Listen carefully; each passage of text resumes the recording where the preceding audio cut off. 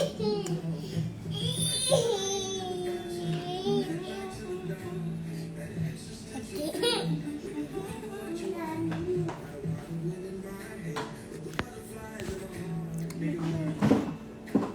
still get nervous when you walk through the door. Like the very first time, forever uncertain. I still get nervous. Come on. Come here. Uncertain. I still get nervous. We are early, just playing around with some filters.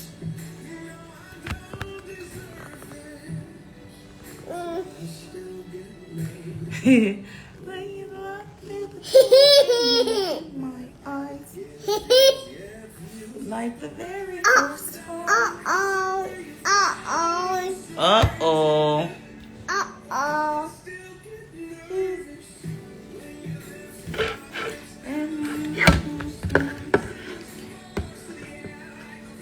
Hey, Chloe. I'm certain. Because I still... Ooh, maybe I need to take this off. It's making me look dead. And this eye stuff. Hey, Harlow, say hi. Cheers.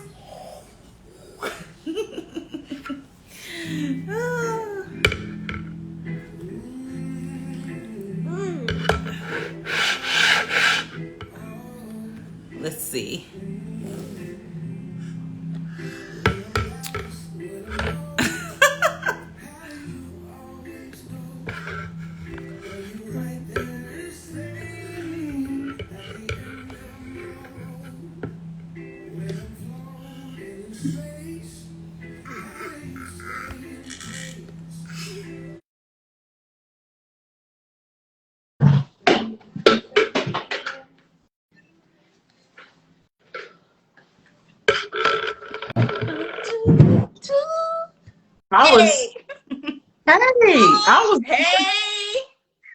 I was over on the other page on Zip Live, and Josiah was there, and somebody ladybug, and I'm like trying to get over to L. Oh yeah, I have logged in early. I was No. I actually logged in 10 minutes ago, and I was just trying some stuff out, trying to figure out why things were happening, but and then I just was like, let me just go on live a few minutes early. It's fine, you know.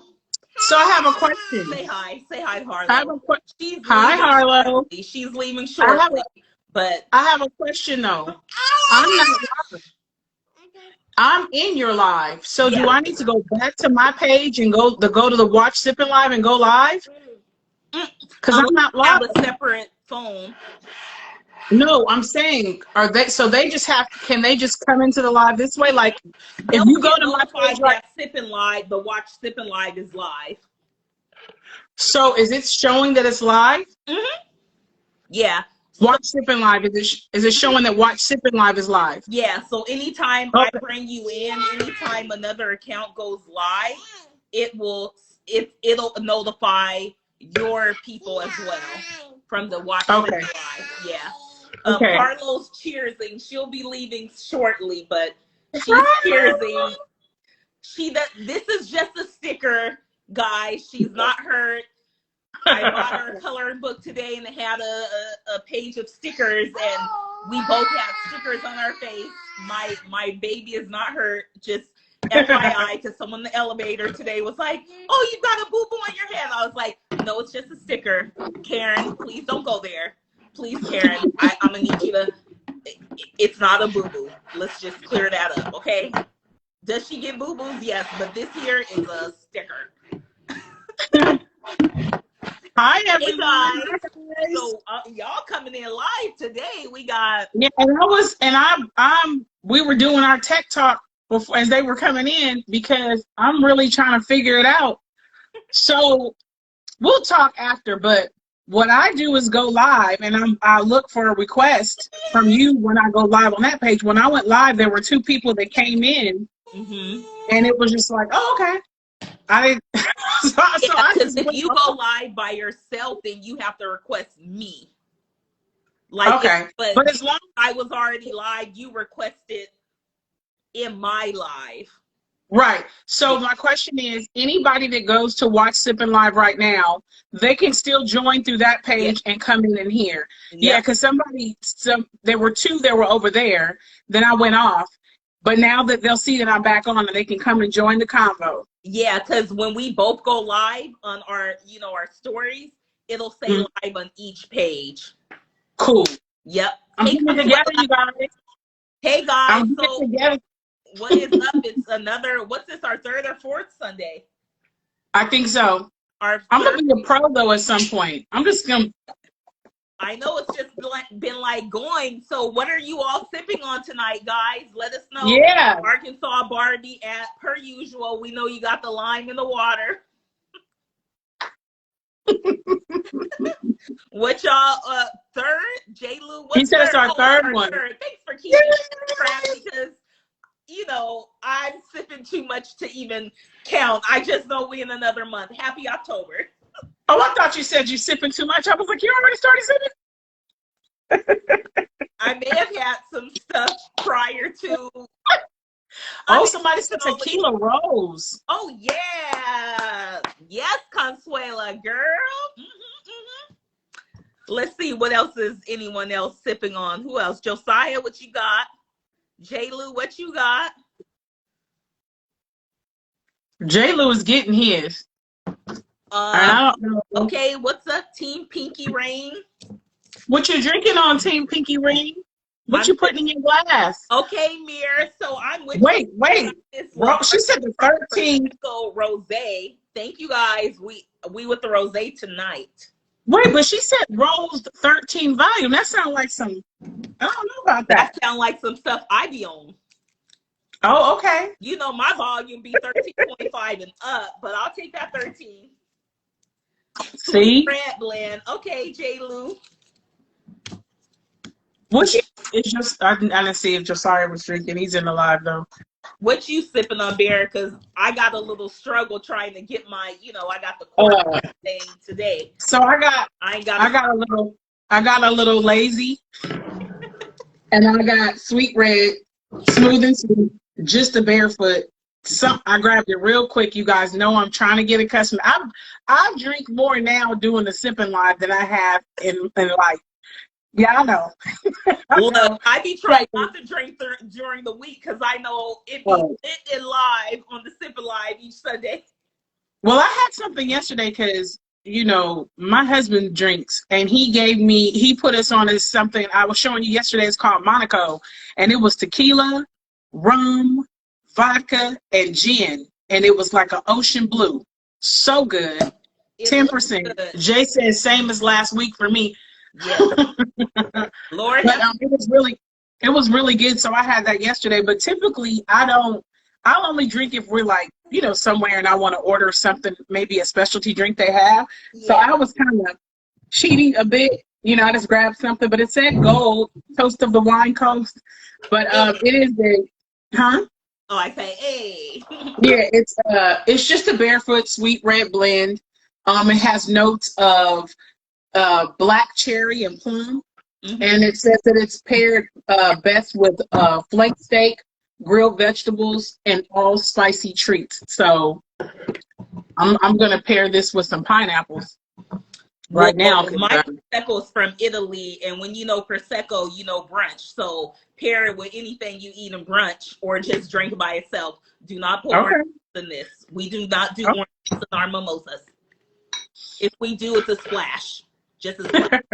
We get a spray bottle. It's like champagne, orange juice, one spray. That's all. We're gonna have to make it the sipping live mukbang at some point. Yeah. Because I did good today. I don't have to eat after, because I know we'll be talking, and it's like 2 hours. So this time I said, okay, I got my pineapples, I got my wine, and I had me a little something before I came on, so I'm good to go. But I'm going to start making it a point. If I haven't eaten yet, I'm just going to have my food with the wine. It is what it is. We are not trying to be perfection. This is life. And we are transparent. And that's how we come. If you got to eat while we are sipping living, then that's what you got to do. Oh, yeah. I don't know what this is happening again like last week. Like my ring light just randomly keeps going out.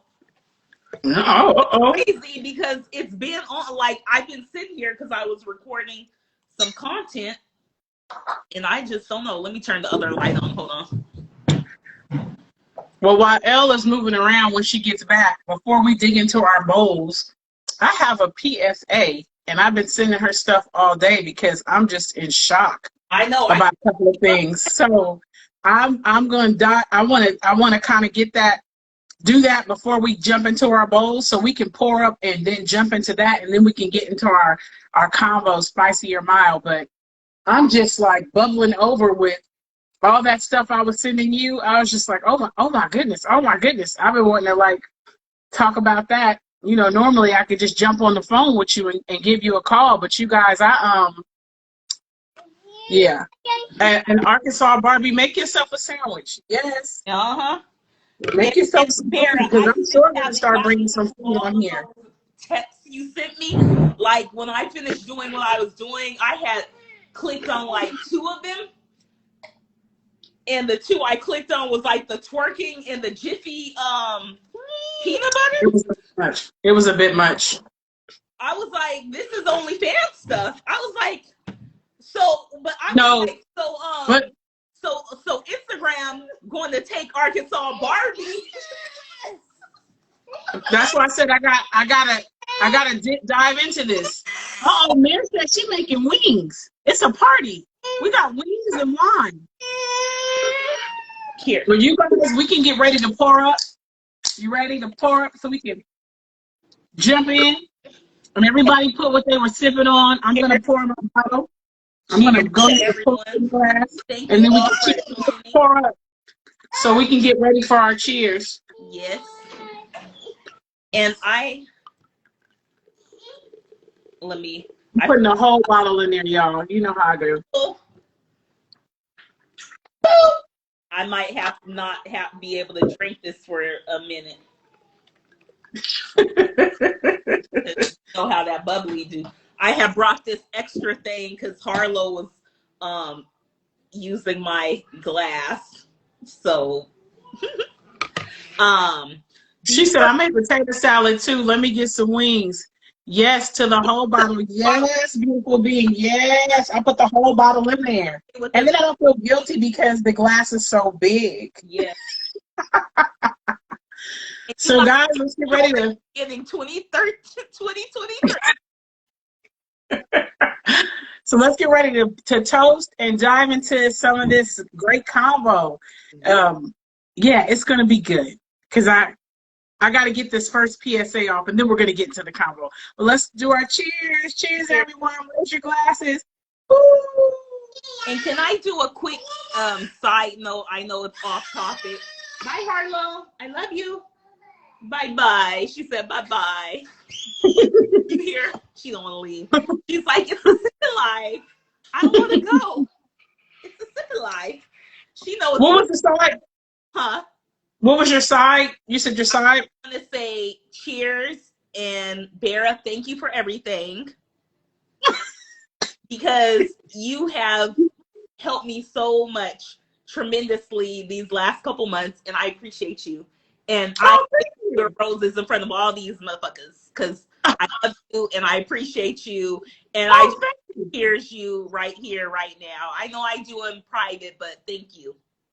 Oh, thank you, Elle. Yeah, I appreciate you too.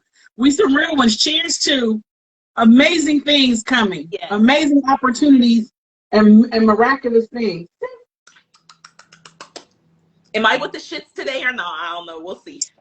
Well, let me get this PSA off real quick, because you know I couldn't hit you, and I wanted to talk so bad, and I can't. And because we do these, you guys, because we are making these open, transparent conversations, it kind of we gotta hold back some stuff because we'll get on and start having a sipping live on the phone and look up and have been on the phone for 4 hours. Easy, light work for Elle and I. So I literally was sending her stuff and would not get on the phone with her and talk about it. And I had to like stay away from it. I saw when you replied because I was just like, oh, I want to say something. But so here it goes. So I jumped on Instagram, and I always say, you know, you can get lost in there. You can jump on and look at one thing, or I'll go to my phone to Google something sometimes, and then I'll have an Instagram notification, or I'll look and check it, and then I'll see something, and I'll look at that, and then before you know it, I'm looking at this, and I'm just rolling. You know, I'm just there, and it really steals time. It's a huge distraction if you're not very intentional, like I'm coming on to do this and I'm getting off. Funny videos, crazy stuff. It's like news on 20. It's like, ooh, it's a lot. So I don't even know how I got there, but I went to Instagram for something, and I saw this girl, and I try not to name names because I'm not trying to send anybody to these pages. But this girl, she was twerking. I could see the outline. It was literally her vagina lips. So I was like, is this Instagram? I got kind of confused. I was just like, whoa, where am I? And then I'm like, yo, this is. So I clicked her page. I've been going down the rabbit hole and went over there. And she had like, I mean, she was just, I'm not churchy. I'm not holier than thou. I listen to my YG Moneybag Yo. Like I have the ratchet too. I'm with the shits. I am a person and I have relationship with God. I am not religious. I'm spiritual. So it wasn't about the clothes or the twerking. It was the content, like everything that was going on there. She had a whole live where she was like, y'all bitches better not be out here getting pregnant because, you know, you want to go get your crab and have your bag right, you know what I'm saying, but you want to be stupid and get wifed up and be pregnant. Bitch, get your together, keep your ass done, and keep your titties right. She was like, and she's verified, and it was a lot of people. And then I saw her with other celebrities. It was just crazy. And so I started looking, and then she was tagging other people, but like she was getting out the car with whole breast out, everything. And again, I'm not here to judge, but when I looked at that page, out there, everything, like everything. Naked? She was like bending over, sticking out. It was crazy. Then nipples out, everything. I couldn't even keep sending you stuff. So then it was another video that was sent to me. Shout out to Josiah because he's with the shit. He's like, look at this. This lady was like, yo, you see this Jiffy peanut butter? You think that it's made just for bread? She was like, I don't know if you watched that video. She said, I'll take this Jiffy peanut butter, come and spread it on your man, lick him in his elbows, the crack of his behind, if he got on his dreads, knees. grab his dreads. If he got dreads, grab him, put it in his butthole, suck it out, spit it back in, take it, spit it on his brother, suck him off, his friends, his kids. Then I'll send him back home to you. He gonna be sick. You gotta take him to the hospital. So I was like, yo, what the? My whole mind, and I'm not a like, oh my God. It was like, what in the whole, it was crazy. So I'm like, if this is accessible, Arkansas Barbie, then you know exactly what I'm talking about. I'm like, if I can see this, there are people that are just learning, like kids can see this. Everybody has a phone. There's no censorship. And then I started looking at how the narrative was pushed so heavily. Like when I went to her page, she was like, yo, y'all, you can't slap my ass today because I just got it done. And it was all asses out when I clicked on the page. Yeah, but then she said, you can't slap mine, but I can slap yours. And then another girl was like, y'all gonna be so mad when I get my titties done. And I was just like, it was crazy. Then they start talking about this lady. I don't know if a lady said something to her, but she was like, your titties is longer than a man's jail sentence. They went in on her. And so overall, I could go on and on. But my public service announcement is, you got to fight for your individuality. You better be focused on loving all of what is original and individual, because they are selling the carbon copy narrative heavy. It's like everybody is looking like Build-A-Bears. Now, I'm not here to shame or shade nobody that's getting plastic surgery or whatever, but if you start looking at it, everybody, you could just go buy ass, go buy titties, go get your 2 ribs removed. Now your waist is little. Everybody got the clothes on. And they all look alike. Everybody looks alike. And everybody's talking about, when I watch all these women, I'll do this to your man, that to your man, and I'm just like, if everybody's doing this, a majority, it's really hard to remain like focused on you and what you look like and what you got on and the type of relationship you want to have, because you're outnumbered. I mean, ridiculously. These are masses of people. I was thinking, imagine trying to eat fruit. And everywhere you looked, it was pizza, burgers. You went outside, it was pizza, burgers. You went on Instagram, pizza, burgers. Even if you didn't want to, it's on your mind. Yeah. So I was just looking at how heavily, I'm thinking about little girls that are on Instagram with just their phones. It's like you said, it's no censorship. They click something and it's overly saturated. If they're not watching it, they hearing it. Yeah. Keep your ass wet, ass snatch, ass fat, waist snatch. But it's like, whoa, if you don't look like what they're talking about or what they're showing you so much, you don't look good.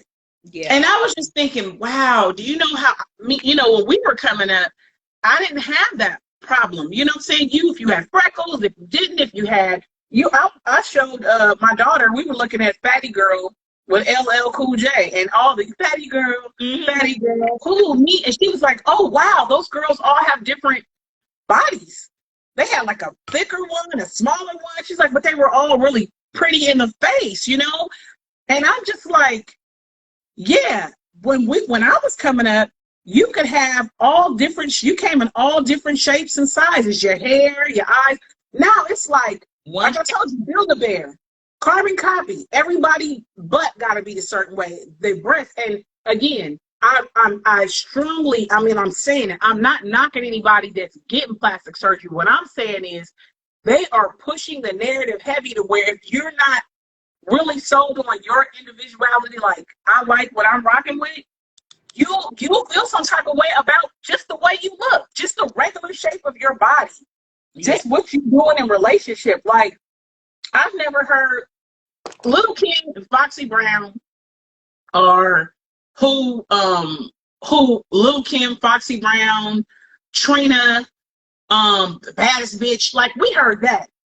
These girls now, it's like they might as well just start rubbing their vagina, the phone on, like the phone on their vagina. It's crazy. It's like it's nothing left to the imagination. It's nothing. It's like, let me peel back the layers.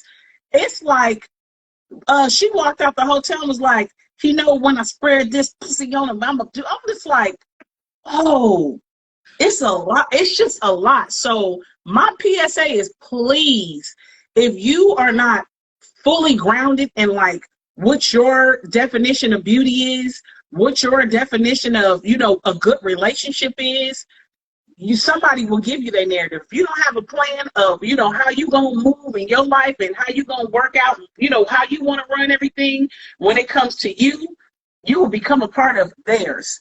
They are pushing that narrative heavily. Like I was overwhelmed, and I don't know if it just happened because today, but it was just like, man, they're pushing it in the music. They're pushing it in, just visually. It's just overly saturated. You should feel overwhelmed. And I'm a grown-up, so imagine a kid taking in all that. Just taking it in. That's why I just started thinking about these, suicides. I've never seen suicides from really young kids and bullying and, people not being happy with the way that they look. And I just was sitting there. I said, whoa, this is a bit much for young people or people that just don't have a strong mind, or they're still trying to figure things out. When we were young, we were trying to figure things out. You're still trying to kind of figure out who you are. You know what I'm saying? And do I want to wear my hair like this? Do I want to wear makeup? Do I not want to wear makeup? And you had other people like, oh, that's a, heavier, smaller, middle size. This person has not a big butt. It's like, if you don't look exactly like this, you ain't hitting. Like you have to have these dimensions. You've got to look like that. And I just was just, and it was so many of them. And then I started thinking about all the females that are like rapping and stuff, you know, with the exception, and you don't know who's getting what done. Meg the Stallion says repeatedly that she don't get her body done, but all the other ones will be like, yeah, I went and, you know, I upgraded. I got my breasts done. I'm not playing these games. Had a baby, went and got that work done. It's like, okay, but you can't give that kind of information, or that's too much information for somebody that doesn't have an understanding that it's okay to look the way that you are. It's okay to not look like the majority or what they're pushing as beauty. And I just, yeah, please just, I would love to be the individual. You literally, it's about to be a carbon copy world. And if you could just hold on to your individuality, you gonna stand out for real. Because everybody's gonna look exactly alike. I'm saying for women specifically, everybody is looking alike. Nobody looks different. I was just like, okay, that butt, breast job, black stomach, okay, okay, the eyelashes, okay, this, okay, they got the, and I don't mind, I'm not saying you can't do natural or anything. I'm just saying, hold on tight, stand strong, you know, in your individuality. You ain't got to do what everybody else is doing. There is beauty in you. You are beautiful. Find the beauty, whatever it is that, you know, where you like, I know I got it going on, shoulders, lips, eyes, you know, thighs, legs, calves, whatever it is, really hold on to it, because they are coming, and it's like the coldest mind game I've ever seen. You won't even understand why you're feeling some type of way about yourself, but it's because they're just feeding it to you over and over again. If you're not seeing it, you hearing it. You know what I'm saying? And then people around you are getting it. So now you're outnumbered. You're the only one in the group that's not. Girl, you could look so much better. You had that baby. Get your breast done. Like, I don't want to go under the knife. This is a part of me having a baby. But it's looked at as like unattractive, you know? And it's just like, that's a part of life. So, man, please hold on to your cling to life, you know, to your individuality, because they snatching it up. There was a 12-year-old that got a breast job. Yeah, nose jobs, they're getting them. I'm just like, okay, you know, back in the day, you had to get a signature for a tattoo. For your, yeah, that's why. Remember, you used to have to get a parent signature for a tattoo. Now, they just getting it. Two things about your PSA. One, the whole age thing. It's like, you know, when you sign up, if you're under a certain age, they're supposed to ban that kind of content, but they don't. That's why there's this whole lawsuit with YouTube right now, because on the kids' YouTube, they're supposed to not, there's advertisements that aren't even supposed to be showing up on the kids' YouTube stuff. So it almost is like it doesn't even matter if you're even selecting that you're under 13. And that's a thing that Kanye West has spoke on about his daughter being on TikTok and stuff. You know what I'm saying? And then secondly, the narrative you guys are pushing on Instagram, you're allowing asses and titties to be out. But when people are talking about real shit that matters in life and matters to people, you ban them. But then you push this narrative. But of course, you're going to let these Black women be on here half naked, pushing this narrative instead of pushing Black maternal health, hair issues, you know, like hair discrimination issues and like stuff like that. You ban that. And like J. Lou said, which let me scroll back because he had mentioned, he said, if y'all get flagged for hair, y'all talk y'all talk on this live, you definitely know it's being advertised purposely. So maybe saying like what we're talking about now, bringing it to the forefront, we will get flagged, which I believe we will. We could be flagged because we're raising concern. And yeah, we know the Instagram police is watching our live. because there have been many people who have gone live who talked about healthier eating, healing yourself and stuff, and their lives got cut off. Their pages literally banned in the middle of their live, and so they go live on like Instagram and TikTok. But it's okay for you guys to push a narrative that destroys people, that destroys our society, and then you allow this other stuff. You know what I'm saying? Like, that's just crazy. And you know, but that's why you have to be, even in this live. That's why I said I'm not mentioning anybody's names. Yeah. And the whole overall thing was hold on to for dear life to your individuality. Just really embrace, you embrace every piece of you, everything that's, what I'm saying, that makes up you physically. And also whatever your thoughts are on relationships and how you need to treat who you with and all, just be careful where you pulling information from. Mm-hmm. Because a lot of these people are not even doing that in their own relationships. Mm-hmm. They're pushing a narrative. Yeah, they're pushing. Everybody be informed. Yeah, but you know what? But they're really not, because it's like, that's my favorite artist or whoever, and I know, that's what they say, and they get in the bag and everything. But just really, really think about it, and really think about how they're capitalizing off of it, and then look at what you got going on in your life. Don't believe the hype. You just said that your favorite artist, so I don't. What's that comedian girl? The black girl. She has the short hair. Some more. No, she's one of the influencer people. Anyway, I can't think of her name, Dane, and I just said KK her name. I know who you. I don't even want to say her name, because I think I know who you're talking about. So I'm gonna just tell you the gist of it. Is it B Simone? No. Okay, yeah, because I was short on her YouTube, where like you said, like people be listening to the people and they don't even be living like that.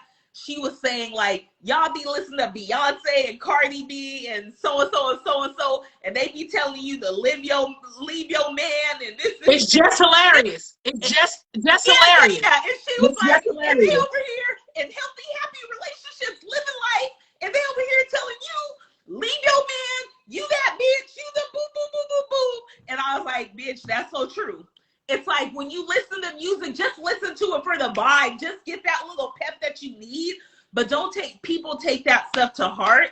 Like, leave that shit right where it is on the speaker. Because, again, they're happily, Beyonce and Jay-Z happily in love. Cardi B and Offset happily in love. And you over here like, you need to do this, because Beyonce and Cardi B said this. And then your relationship just in the dirt now. And you know what? We don't I get what you're saying, happily. We know what they show us. Yeah. Because that other stuff that leaks, because my dude is not about to be cheating on me repeatedly like that. Offset would have been off. Oh, and again, it's just like, everybody has a different standard, what they deal breakers and non-negotiables are. That's a deal breaker for me. Maybe it's not from her. Yeah. But if I'm over here going to get in the bag and out here doing shows, showing my ass and everything, she was working hard for that bag. And you got the time to go and sleep with other women? No. Bye. But that's just me. So think about who you're taking the information from, because it's still entertainment, and they still get to pick and choose. It's an edit. They get to pick and choose the narrative they give you. You don't know what's going on. People were shocked with the Jay-Z and Beyonce thing. They're still people. They're people, and you don't know them personally. So be open to the entertainment, the good music that they make, whether they fashion, they killing the game, and just be, take with a grain of salt what they show you, because you don't know what's going on behind closed doors. And you don't really know if they're just like, we've heard of people on, I think it's Rap Genius, where they do the lyrical breakdown. Yeah. Where they're like, no, I don't even smoke. I don't even have a car, but they're writing these lyrics saying that. So you got to remember, they're still making money. Yes. They're making money off this narrative. They're making money off of the idea that they're selling you, that they're doing drugs. that they bad like that, that they breaking people's banks and all that. So if that's what you want to live, I'm not knocking you for it, but you might want to level up and get some thick skin and understand. Nobody has to tell me this. In the carbon copy world, in the Build-A-Bear world, it's a lot. I believe it's a lot harder because it's so many people doing it. So many people that look alike.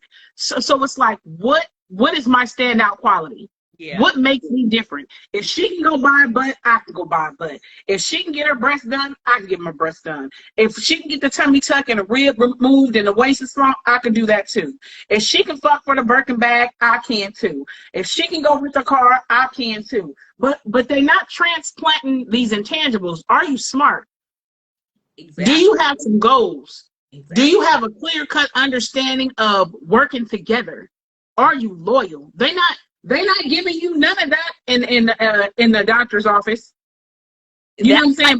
But you can go get today about damn, I just had a brain freeze because you just said something and we were talking about it'll come back. But that Build-A-Bear, the Build-A-Bear mentality is a hard life. That's all I'm saying. Just make sure you understand what you're signing up for, because it's a lot of people over there. And if it was that, it's like, it's an easy life. It's easy in a sense to go and get that surgery. Yeah. But once you're over there, you got to really be about that life. Yeah. The emotion of it and everything. And I don't think it's that easy, or people would, man, I don't want to bring like a whole thing. Nia Long is bad, like beautiful woman. She getting cheated on. Beyonce getting cheated on. So if they getting cheated on, and these are like what we deem as like really good looking women, you think you getting the Build-A-Bear thing and doing it, that's gonna really keep somebody? You got to start focusing more on your individuality and them intangibles. You have to do that, because there is no other way that you get sold this narrative. You get over there, and I watch those plastic surgery nightmares and stuff like that. Or those same people that sell the narrative through the music and things like that, where are they at when you apply that stuff and it doesn't work, or you dealing with heartbreak? You can't even access these people that you actually took their advice. So don't just be so quick to take it. Yeah. And that's my PSA. We got to dive to something you were saying. It was about the hustle culture me and you had talked about. People just, but it'll come again. But yeah, it's unfortunate that we live in this world, and it's so crazy because back when I met you 10, 11 years ago when I had started Bold Magazine, and it's kind of like back then it was like you want to be so skinny to fit the model mold, but during that time it was okay to start having a little fluff on you. You know what I'm saying? I love it. Like this whole other thing that who knew that this was coming? Like, it's so crazy to just see how the way society is turning. So I'm definitely interested in seeing how it turns, like in the next year or 2 or 3, if we're going to get back to a little bit of normalcy. Ladybug said, I was looking at Ladybug's comment. She is so on it, because I used to wonder. She said men that dress and look like women are drop dead gorgeous and fool a lot of men. So I believe your natural beauty and flaws will separate you from those men. I believe it. Yeah. I believe it. I believe that there are more people with money that are making sure they can kind of hide amongst it. Like I've never seen the drastic makeup. It's like you don't know what you're looking at anymore. And it's like we wasn't doing it like that. So again, take your makeup off with me, and you be like, dang, you bad. Again, you a whole nother person.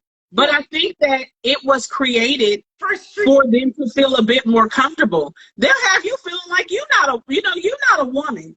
But I want to jump on that. Hold on. We only 40 minutes in. Y'all already with the shits, because J. Lou said they going to the first street surgeons because they can't afford the ones the Tops Left pay for. Look, they over there in the corners. They over there in the street corners getting cut up, okay? Man, because the narrative is pushed so tough that you feel desperate to belong.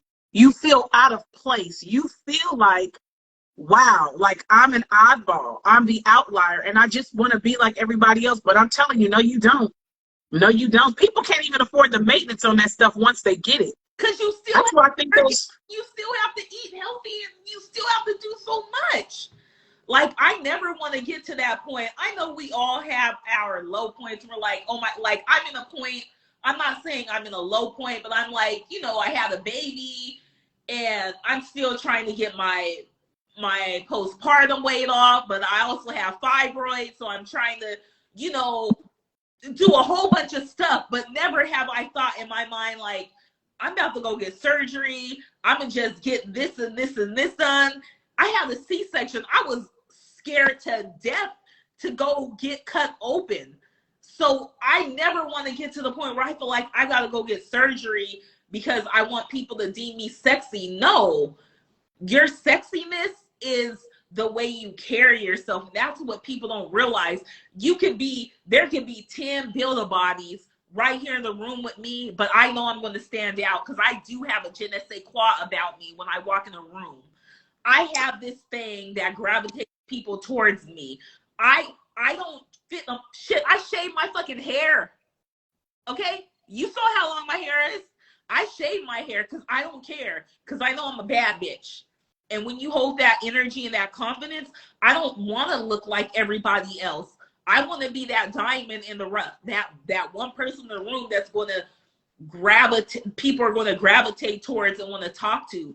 Y'all looking like Build-A-Bears and can't even hold a conversation. Y'all, this is y'all. You Build-A-Bears like this.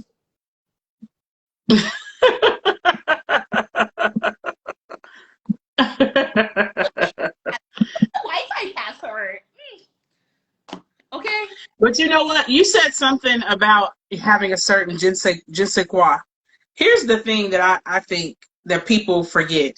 Do you know that you are made, even like from your fingerprint not being the same? You don't want to, like, let's just say, I think there was something with Nicki Minaj just recently where she was saying she was in the studio with Lil Wayne, and she saw all the women that were in there. And so that's one of the deciding factors. She went and got surgery because she's like, that's how they looked. Now, I don't want to attract Lil Wayne. He looks like an old lady to me. That's not what I want. So what if the way that I'm made is specifically designed to attract a certain type of man? Yeah. But when I put myself amongst the masses and I do the carbon copy thing, I'm not even attracting the type of man that I desire. I'm attracting Offset, Lil Wayne, and you know, Moneybagg Yo, because that's what they like. I'm not even, and the dude that I'm looking at is not even looking at me because I was already perfectly packaged to draw him to me. Mm-hmm. But I wasn't trying to look like them based on Lil Wayne and Moneybagg Yo and Diddy, and I'm saying those people because city girls, all of them look alike. Mm-hmm. So if you want to attract those type of men, think about that too when you start fooling with your body, because you're putting yourself together to attract those type of men that are saying that's what's bad. 2 Chainz, it's like you're getting yourself the beauty put together for them to like it. And that ain't even what you want. Do you really want to be married to? No digging on him. The 2 Chainz? Are you trying to get Lil Wayne's attention? But do you really want Moneybagg Yo? He's just a normal black woman. Like, the shit it goes again. They be rapping about that shit, but that's not who you married to. No, that's the cold part. But I saw a documentary. I was talking about it earlier. Christina Milian had cameras following her because she was getting her butthole bleached. Because Lil Wayne, you know, wanted it to be waxed and bleached. That was a, you know, prerequisite. Anyway, I named them about 1,000 times, and that's not what, you know, I don't want to get so caught up in that. I'm saying all this to say, you gonna fight. You have to fight for your individuality. Keep it, because it's gonna attract exactly who it's supposed to. Anybody, man or woman, that's trying to tell you you need to look like somebody else, that ain't it. He ain't the one. She ain't the one. Because you already coming in the gate having to be fake. And I say fake because that's not who you are. You trying to fix or change some things for that person to like. And it's like, well, wait a minute, damn, you know, if I had to, you know, for health, drop a few pounds or something, but you having me alter my whole face, get my cheekbones lifted and my stomach, you know, tucked. And you doing all this changing. What are they changing? Nothing. Because Lil Wayne would have had to go under that knife for that little face. And them dreads would have to go. And he had to get in the gym. I got some pre-workout. He looks like an old lady. I remember somebody on the mean tweets was like, you look like a crab apple. And he was like, what's a crab apple? He's not attractive to me. Let me Google a crab apple real quick. He's not attractive to me. And again, the way society deems it, they always say, you know, a crab apple has little bugs on it, I guess. But they always say for women don't really put a much, you know, on looks. I know you lying, because I want my man to look good. I want him to have a six-pack. He don't need to have a stomach like he just gave birth. You ain't gonna be pregnant a day in your life. So why you looking like you pregnant with twins? I'm here to put some pressure on they're not gonna, when they say women don't put a lot in the look department, they're not speaking for me, because I like a good looking man. I want it all nice. I love that. I know he never has to give birth or be cut on one day. So you should be staying in the gym, keeping it tight, all of it. I want the back right and all that stuff. There's no, you don't even have a higher percentage of body fat. These men to be saying that are not even, look at Offset. Let's just take a minute. Offset looked like something off of Jeepers Creepers. What did I say Tofi was? Thin on the outside, fat on the inside. Look like him and Lauren like gremlins. No. Offset looks like something off of Jeepers Creepers. Them scarecrows. He's not attractive. All these men that have all these prerequisites of what they women need to look like, we could just really, if we could have a whole sipping live about what they look like. They're not attractive. And they can come for me. But my thing is, I have 2 kids. I got a higher percentage of water weight. I'm a woman. I'm built to carry a whole nother human. What's your excuse? Why are you not going under the knife to change that? What's up with your hair?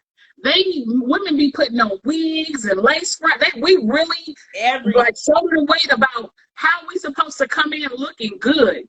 But why don't they, you know, I'm not saying that men have to, because I feel like if somebody rock with you, that's whatever y'all preference is. But just they need to stop saying that women, you don't have to really, you just gotta have money. Because Rick Ross can't get to work.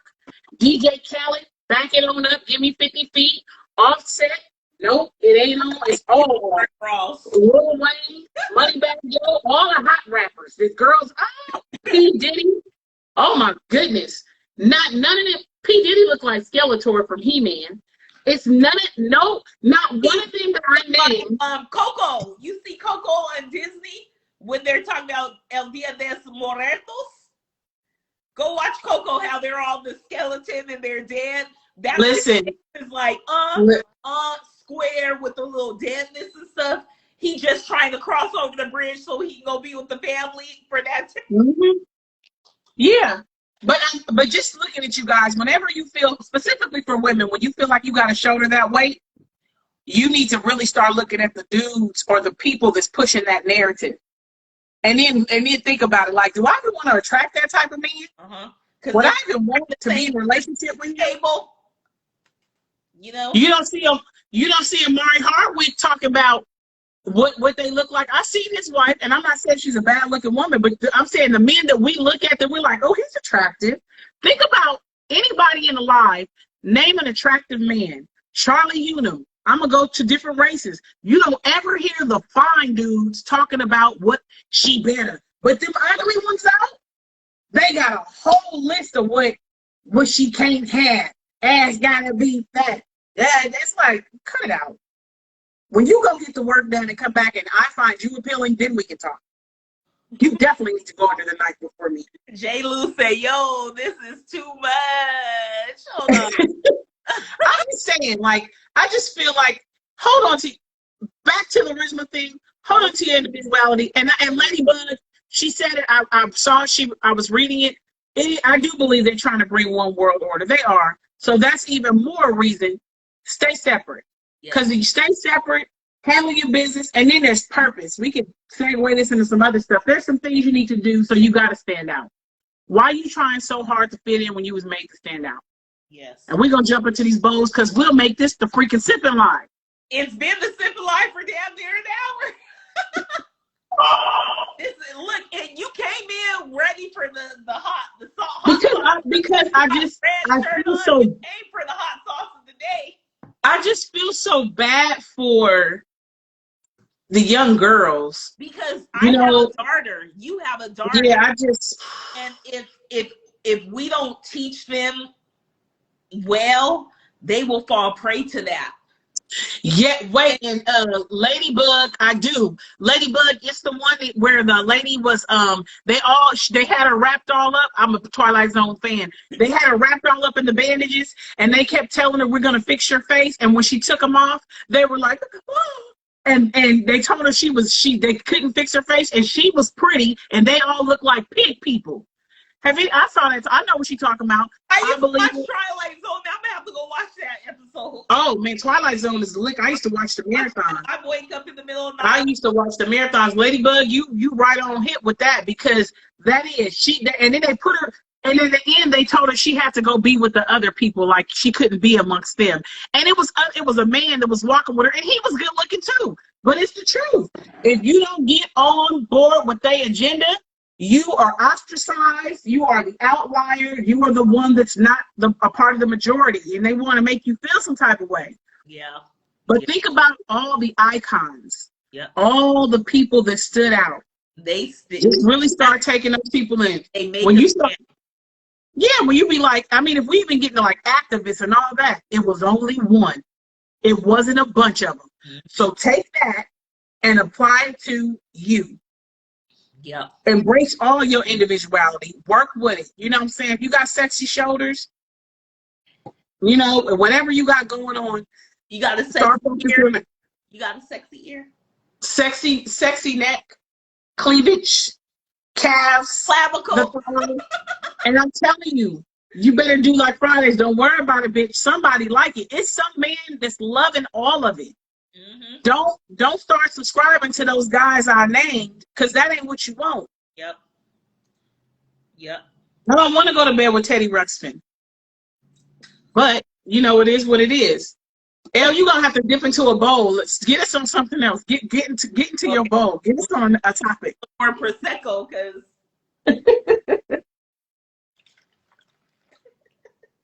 okay, let's see. I'm gonna just pull into my spicy. All right, let's see. Okay. I think the art, I don't know how you pronounce his name, Devison. He has this song, If I Don't Get Caught Cheating, That Don't Mean I Don't Love You. L, you use the proper term for collarbone. J. Lou, yes, the clavicle. People don't know. The clavicle. Because she educated. Bobblehead, clavicle. Look at it. You just showed them you could be ratchet and educated. Yes, I'm very much ratchet and educated. I love it. Very much am. Okay. I love it. You can't go get that in plastic surgery. Can't go get that clavicle. No, they can't get the understanding that there's two words to it. They'll be like, clavicle. Did she say make it clap? Oh, Is that a new term for making your cheeks clavicle? So, Taylor corrected me. His name is Division. He spells it DVSN, Division. And I don't know if you've ever heard the song, If I Don't Get... I literally just saw the music video last week, but I have been hearing about this song. If I get caught cheating, that don't mean I don't love you. And if you want to go further, we Is he attractive? I don't even know, Barrett, because I was trying to watch the video while I was at work, and they've been having me doing calculations. So did your son say what I saw? I don't think he's attractive. Did Josiah say clavicle bone? Clavicle bone. All these people with this extensive vocabulary on here. We just gonna be on the clavicle today, like we was on Soft Girl season last week. I'm gonna say that's a new twerk term. Wait, that's a new twerk term. Let me sip this like that so y'all don't see that I'm missing my clavicle bone. Well, I'm gonna say that's a new twerk term. Clap, clap, clap, clap, clap, clap, clap, clap, clap, clap. Clap. Big double clap,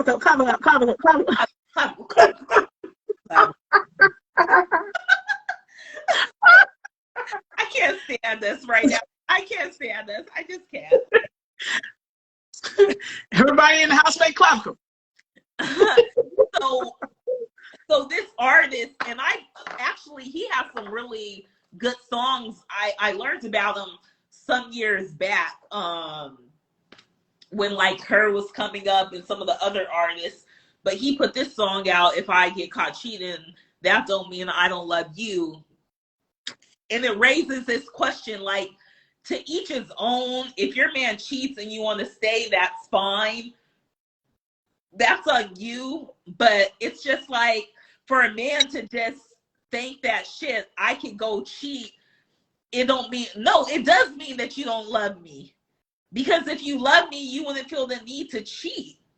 Like, because if I as a woman say, well, shit, let me go cheat, that don't mean I don't love you. Like, how does that work when you love a person, but you still feel the need to venture out? And I just watched something literally before we got on about the 90 and the 10% whole ordeal, like the 80-20 thing in that Tyler Perry movie. But it's just like, in the sense, I'd be like, the nerve, but I know it's the norm. Well, but Elle, you know what? I do think he's being proactive so that he's not reactively getting hands put on him or reactively getting the normal response, like, why would you do this? So if you put it out in the world, if I cheat on you, it doesn't mean I don't love you. You kind of hearing it already, even if it hasn't happened to you. So it's like, let me be proactive and prepare you for if this happens, and let me help out the fellas too. Yeah. If you cheat on her, it doesn't mean you don't love her. I think that just being in relationship with somebody, there are things that you may work through that you may have never thought that you could. And that's just life. Yeah. But I think when somebody comes in and puts some stuff on the table initially, like somebody said to me the other day, if you cheating on me, as long as she don't make it to my house, and I was like, oh, so you just letting him know that he can do everything as long as it doesn't make it back to you. I don't want to have anybody feel like you can do A, B, C, D, which is totally something that shouldn't be happening. I'm not saying it can't, but let me just let you know in advance. If I cheat on you, it doesn't mean I don't love you. It's like, so why are you prepping me for this? Yeah, but why am I being prepared? Some of them end up leaving you for them. I just think, like you said, the norm, but also I think it's just making, if it's not your norm, we want to put it out in the air, in the universe. We want you to hear it. Like we talked about earlier, we want you to hear it. We want you to see the narrative of, it's cool. I mean, it's happening. It's happening to everybody. Yeah. You know, don't feel like you're not loved because you were cheated on. The blatantness of it all, like we're in such a society where everything is just in your face. It's like this whole narrative that's just keep being pushed, saying, shit, you can go cheat on your woman, you can go cheat on your wife. It don't mean you don't love her, but there's damage being done. But again, to me, it's a narrative that is continuously being pushed. You know what I'm saying? But I think if you don't go in initially, like what I was saying earlier about having your definition of beauty, having your definition of success. And I do feel like sometimes idea going in like you and I. Yeah, and then sometimes it's that fine line. You know, I've heard where they say if somebody loves their body and they're overweight, they're fat shaming them. You know, they should be loved even if they are overweight. I'm not saying you can't love yourself. You want to push health. And I'm also saying don't shove it down my throat where I gotta love it too. I can love everything, but at some point where it's like I'm pushing you to love it too. Yeah. Everybody, I think, should go into a relationship with their prerequisites, deal breakers, non-negotiables, and have an understanding of things that they are willing to, they're accepting of and what they're not going to accept. And even still, those things can still find their way in your relationship. And at that point, you have to decide whether you want to work through it or whether it's like, no, I told you up front, this wasn't happening and I'm out. Yeah. So for the cheating specifically, I think now because of these throuples and, everybody having these multiple relationships, sex being looked at something as just so casual. It's very transactional. It's not the intimacy that I think, for me, the way I came up, I'm not, by far somebody that's holier than now because, I was getting it in, but still, I think now sex is very transactional. It's like, I don't even gotta like you, but we have a need that, let's get it in, and I don't want to be bothered with you anymore. And everything is overly sexualized now. You see it, you hear it, and it's very pushed. There are, and that's in my bowl actually, and we'll probably delve into that more. But I've never seen where people were made fun of, like young people, because they were sexually inexperienced or didn't know about certain things sexually. It was like, how do you not know? Because your ass is in the 8th grade and you shouldn't know. Yeah. That's why. You're in the fucking 8th grade. And I say that. Those in the movie, like, they know all about that shit. Yeah, but it's ridiculous because I don't even think in the 8th grade, 7th grade, 6th grade, you even know what you're doing. You don't even know what's happening. You're just doing or trying to emulate what you see or what someone's telling you that's supposed to be going on. Your body ain't even fully developed yet. So it's just like Jay Lou said, the word being used is vanilla. Yeah. They don't need no dairy. They don't need to know nothing about anything dairy. Just leave it alone. Leave it alone. Clean slate. But that if you cheat, I have a problem with someone telling me about something negative in preparation. I feel like you're preparing me. If you tell me if I cheat on you, it doesn't mean I don't love you. If you tell me, in the event that I have a baby outside the relationship, it could, it could happen. That's like some shit like you tell me, if I stab you while you sleeping, it doesn't mean I was trying to kill you. I might have been a little angry. We can make it through. It's like, what? What? Wait a minute. I'm gonna top you with a knife, like. It's like red flag. You start telling me some stuff in advance. I feel like you're prepping me for something. Late in the 8th grade. Yeah, you what happened? Kindergarten. You late in kindergarten because you see these little kids be doing extra on Instagram. You late in kindergarten, J. Lou. You late in kindergarten. That's horrible. That's wild. Carlo be dancing and stuff, but she don't be all like.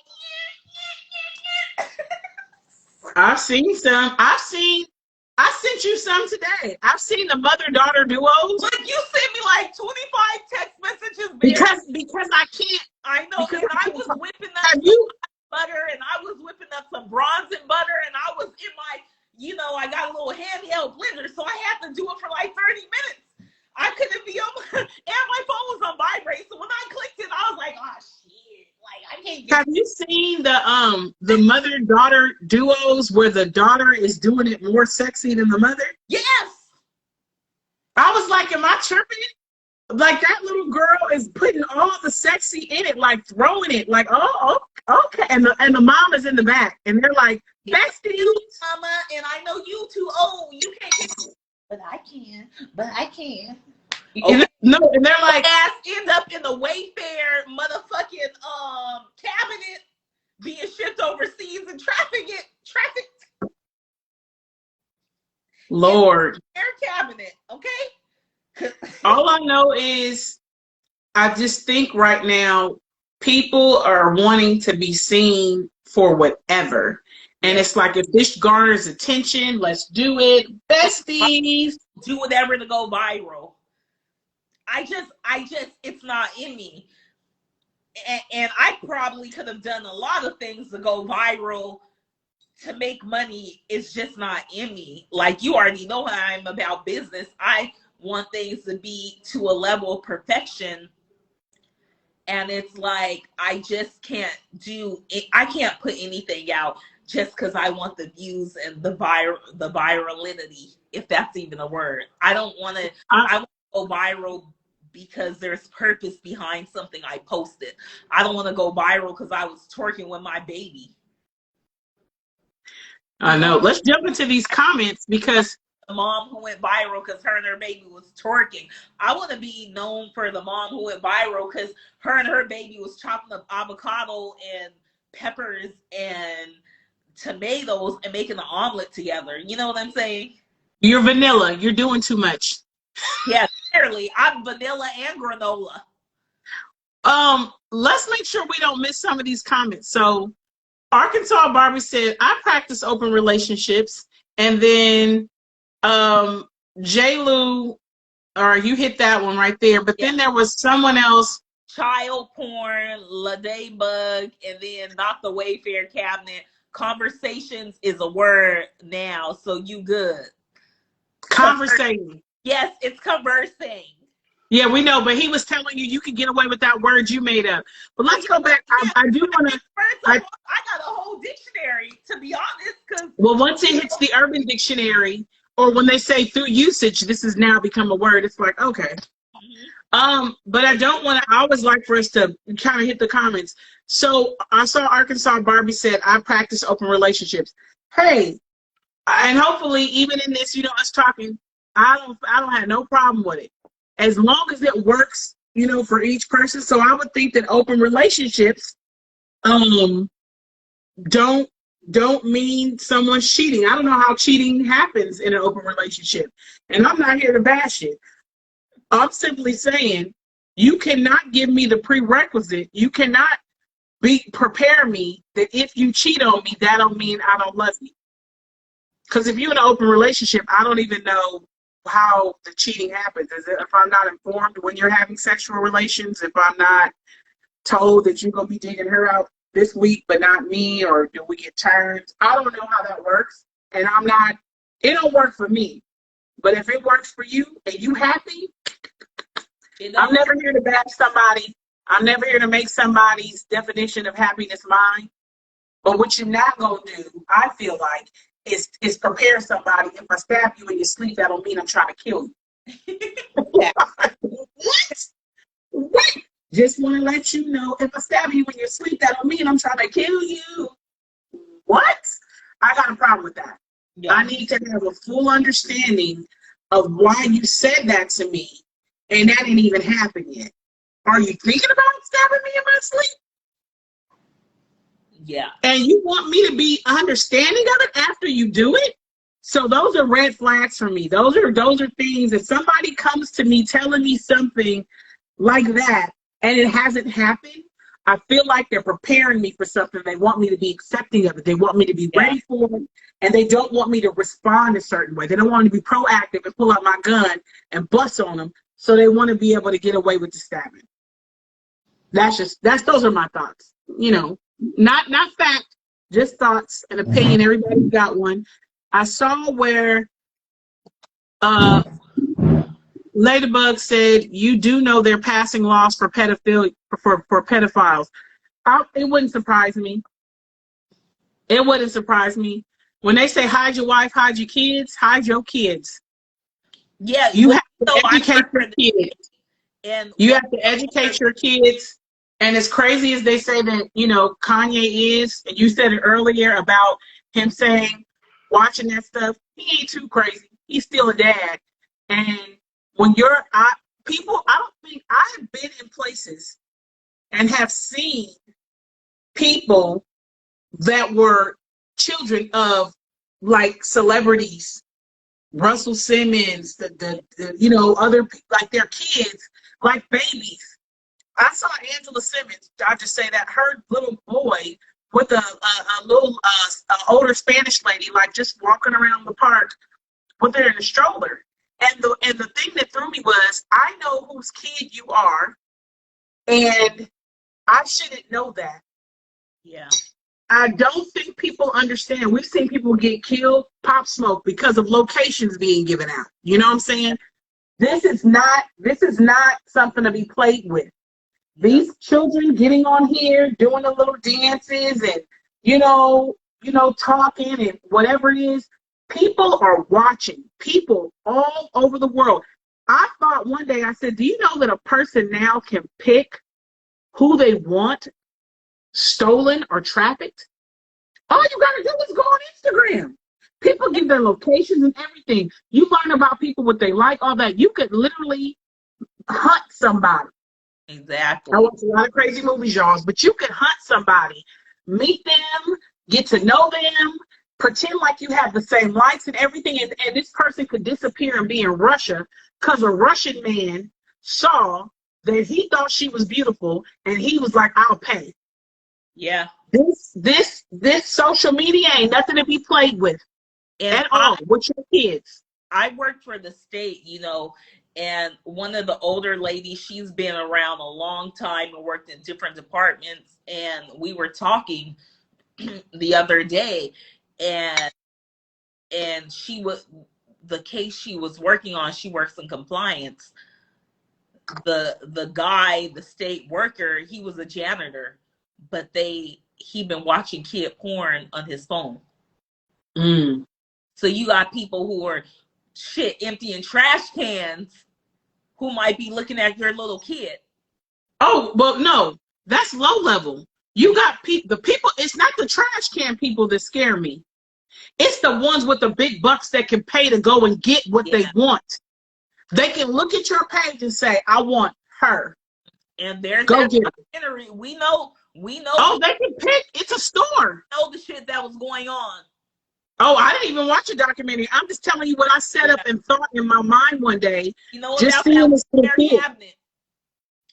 Oh, I don't even know. I don't even know about that. I have to get up on that. But the fact that a man can go on there and see women doing whatever, kids, whoever, and be like, location in real time. You're not supposed to do that. You want to.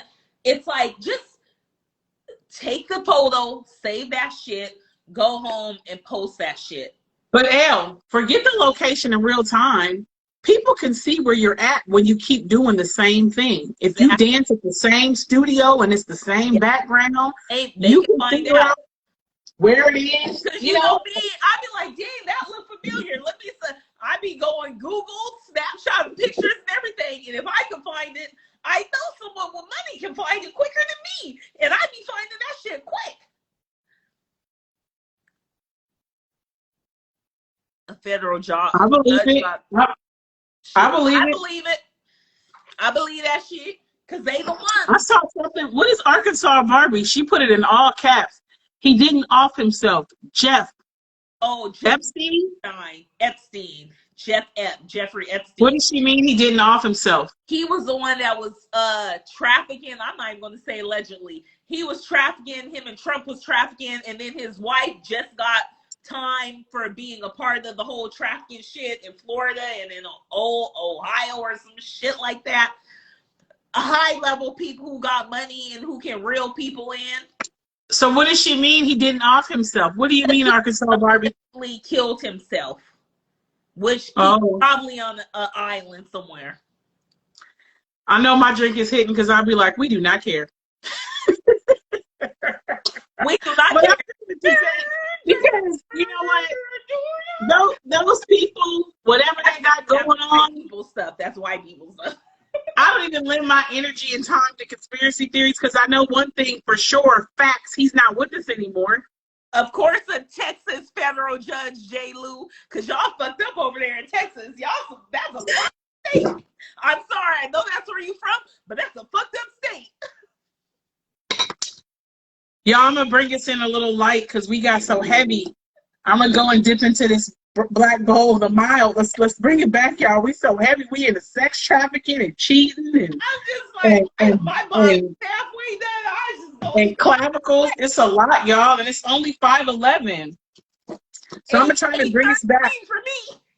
I would try to bring it back. Tired going to work in the morning. I'm gonna get a mild topic. Oh, this is good. This says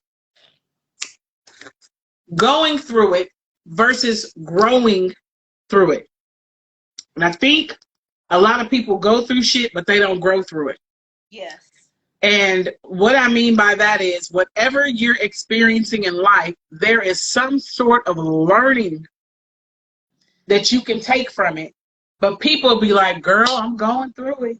It's like, are you, if you're breathing, you're growing through it, because in order for you to go through it, you got to make it through. It didn't kill you. So it's like, in that, how did you grow through it? What are you learning in the process of that stage or that transition or that period of your life? Be it, negative or unbearable, there is growth in that. You learn something that you definitely can give, insight, information, knowledge, share wisdom through your experience of not just going through. You grew through that shit. Yeah. You grew through it because you're here to tell me about it. If you're in it, you made it the next day, what helped you through the day before? That's growth. Yeah. So if I'm here today telling you, girl, I'm going through it, well, let me know how you made it from yesterday. Because if you went through, you wouldn't even be here telling me about it. So give me some growth hacks. How did you get through it? How did you grow? What are the things that you can tell me, shared wisdom, that is applicable to my life, or that I can equip myself with in the event that I find myself faced with something identical to what you just grew through? Yeah. So I always say, I make it a point, choice of words, to say I'm growing through it, not going through it. Yeah. Because when you say you're growing through something, you are intentionally seeking to find the growth moments in whatever it is you're experiencing at this stage or transition in your life. Whatever it is, it's something that's like you can take from it and use it and equip somebody else. And they can use it as a catalyst and stepping stone when they encounter it. They can say, oh, when Elle, she shared her experience, these are some of the things that helped her through. This is how she grew through this. So I never say going through it. And I try to tell as many people to, watch your words. There's life and death in the power of the tongue. You speak that you're going through something, you might keep going through that shit forever. You want to grow through it, because growth means leveling up. Yeah. Growth means that you took something from it, and now even, if you grow physically in height, in age, there's a change that's happening. So I always intentionally say growing through this stage, growing through this process, growing through, this negativity right now that's going. I'm growing through it, not going. And I think if we would just change perspective and speak intentionally that growth instead of the going, then it would change the outcome and we would come out more equipped. It's going to hurt.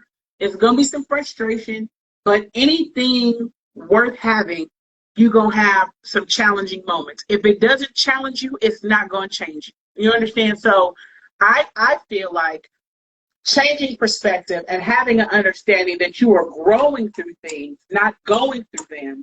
And that growth is not just for you, it's for other people. Yeah, and I just, to piggyback off that, I think that's why, too, some people stay in the same place, because they don't grow through a situation, they just go through it. Everything in life that you go through, it's something to learn behind it.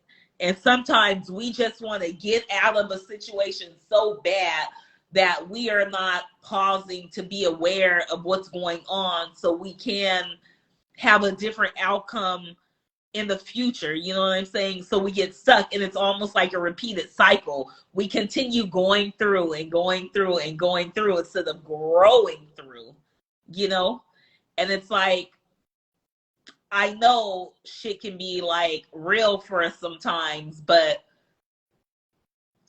learn from that situation so you don't have to keep going through it again, because many of us go through a lot of things over and over again and we still don't get in our head that we're supposed to learn something from the situation, and we keep on getting in the same situation and we keep on getting the phone with the same people, you know, talking about the same situation because you didn't learn from the situation. You're just trying to get out of it, you know? Yeah. And you can't, I think, even if you look at it, because I'm a foodie, you can't rush anything that you're cooking. It's a process that it has to go through for it to be ready for consumption, Yeah. you know, ready to eat, you know. So if that's even happening on that small level of just food, the preparation of it and all, I think that that is likened to the things that we are going through in life. I think you will, like J. Luke said, you'll get the same test over and over until you pass it. Yep. And it'll come different ways. You know, it won't even be the same. You still feel, I believe that. You realize. Yeah, then there's strength in it too. Yeah. I think sometimes when you're getting hit physically, because you like, I'm going through it, you are emotionally drained.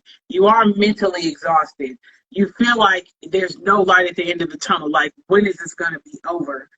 But if you can find just a bit of strength, and that plays into your support systems too, where it's like, you know, what can I get out of this? And let me look at it as I grow through this, I want to take everything from it because somebody else is going to grow through this too.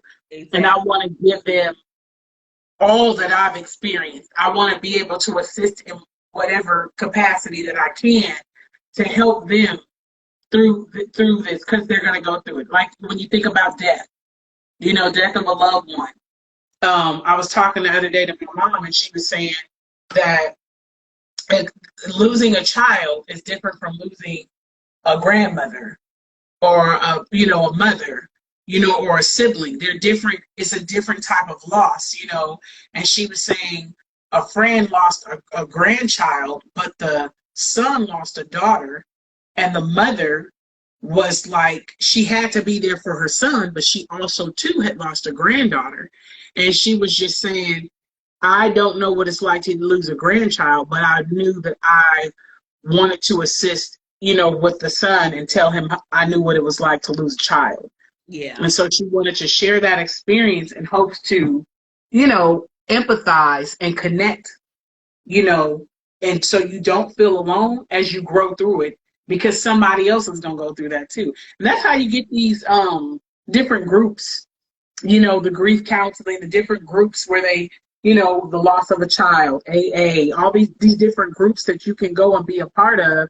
These are people that have chosen to share their experience, or they're there seeking knowledge or wisdom or help from others. And those people that are willing to give it are having, I think, a clear understanding that they grew through that, and there were learning lessons in it, and they want to equip other people with it. So don't just go through it, grow through it. Look for those moments and those highlights. Be, aware of you're growing through that, not just going through it. And even though it feels the way that it feels, you can help somebody else, because somebody else is going to experience what you're experiencing. Yeah. Yes. I agree. She said, I agree. Sorry, guys. I'm moving a lot because I'm just trying to get comfy, guys. I'm just checking if we had any new comments. I mean, what are you guys' thoughts on growing versus going through it? Yeah, talk to us. I mean, do you feel like sometimes you're going through so much that you can't grow? Because it's like, I'm going through it. I just can't even see how there's a teachable moment or something where I'm learning in this. Should I be going shit? I'm going through shit right now, and I'm growing through it. I can't go through stuff because I don't want to be repeating shit. So I'm just growing through it right now. A little at a time. The seed is planted, and we just gonna wait. We on water, but even I go through shit. But I making an intention to grow through the issues I'm going through, because I don't ever, like, I want to be aware, like, is it something I did wrong, something this person did wrong, or like I try to like assess each situation for myself. But I always want to grow through things, because I don't want to look back with regret, or look back with, could I have done something different, could, you know what I'm saying? So I'm always conscious of that, of those kind of things when I'm going through stuff, whether it's in my professional life, my personal life, you know, friends, family, relationships, whatever. You know, just like, you just want to learn from the situation so you don't keep making the same mistakes. Because what they say, insanity is doing the same thing constantly, over and over, expecting a different result. It's like, you know, Arkansas Barbie said, I don't think people are used to being uncomfortable, but uncomfortability is what gets you to the greater good, if that's even a word. But anyway, it's my word. I think a level of discomfort is required. That's sacrifice. J. Lou said, that's sacrifice. So if you want to be comfortable, there is no sacrifice in comfort. Exactly. You're going to be uncomfortable in some area of your life if you're seeking to grow or attain things. There is a level of discomfort is required. Yeah. So if you want the comfy life, then you don't need to set high aspirations, goals. You need to make sure you just kind of stay like, if I don't reach it, it's okay. I'm going to go out for the team. If they tell me no, cool. I don't want to ask why I didn't make it, if I could work out. It's just, you have to be very accepting of a lot of things. And there's nothing wrong with that. Again, that ties back into your definition of happiness and success. It's nothing wrong with it.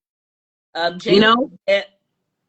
I think you get caught up in a situation and don't make it a point to find a solution. You find yourself in a sunken mind state, like you just said, Vera. You know, you just get stuck, and some people are. And I think that, especially now with us having this technology, because it's a gift and a curse, I believe. Yeah.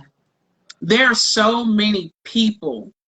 Just like we can look and see this working on here, there's so many people speaking positivity and motivation and sharing life experience. You can create your own community within your feed. You literally can tailor your feed to hear things that will push growth. That if you can't speak it on yourself, you can create that feed where they're speaking it on you. You can wake up to positivity, motivation. You can wake up to hearing E.T. You can, wake up to hearing, what's my guy? Jeremy Andrews. You can wake up, to hearing Maya Angelou. Whatever, there's someone giving a quote, or there's actually the person doing the quote. Yeah. There's too much knowledge, negative and positive, available for someone not to have the opportunity or availability in abundance of positivity, or somebody assisting them, coaching them. You don't got to pay for life coaching. It's on the gram. Yep. People are coaching every day. You can Google and find whoever talking about whatever. It's just how you use it. For no one to grow, because if you don't know how to grow, you can go to Google and go learn how to grow for yourself, how to grow in your relationship, how to grow within your family structure, anything. So at the end of the day, there's really no excuse, because there's so many outlets for you to grow in any situation that you're in. And Arkansas Barbie said that some people are just happy being stagnant. Yeah, they are. But it's such a tricky line there, because what you consider stagnant is not stagnant to somebody else. It's their norm. Yeah, and that's why you have to be so careful about projecting what your definition of things are on people. What I think is stagnant to someone else may be like, you're messing with me. I go to work, I come home, I pay my bills, repeat. That's why my And you, advisor said, I know you have high expectations for yourself and you have high expectations for others. You can have high expectations for yourself, but just remember, lower your expectations for others because they might not have the high expectations that you have for them. and you know what? I'm going to add on to that. You don't have to lower it. You just need to watch and listen and see what the individual expects of themselves, and you meet them where they at. Exactly. Because when you come in and you start talking about lower, that can be automatically offensive to someone because now you're making, it's a disparity. I'm here, you're there. It's not about that. It's, I need to have an understanding of what I might you want to feel. run a multi-billion-dollar company, and you might want to run a multi-thousand-dollar company. Hey, it works. I'm here to say, go $1,000 company. Go $1,000 company.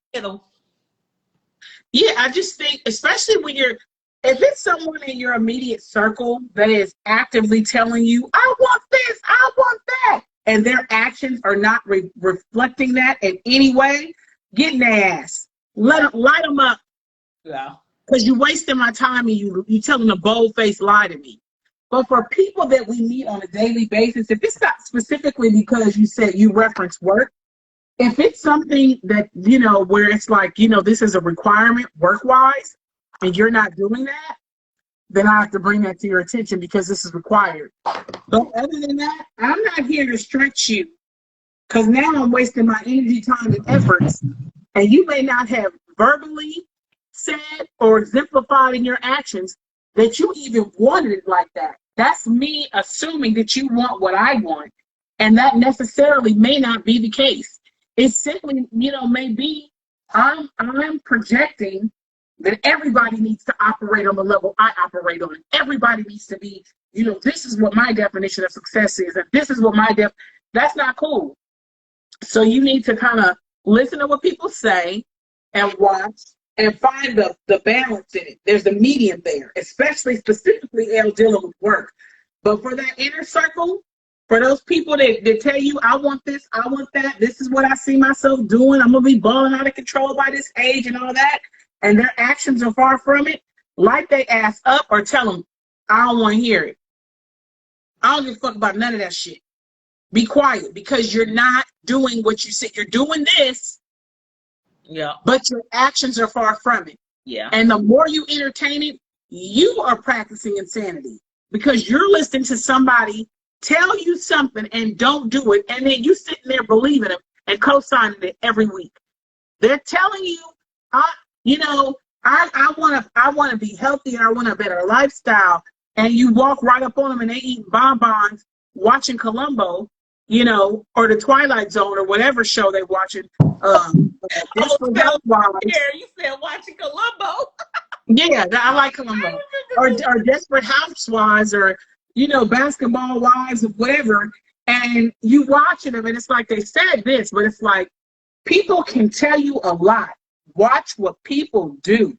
I find that people will really be like sold on somebody telling them something, and 3 years in, they've been showing you something completely different. It's like you got to make a choice to be like, I'm going to believe what you show me, not what you told me.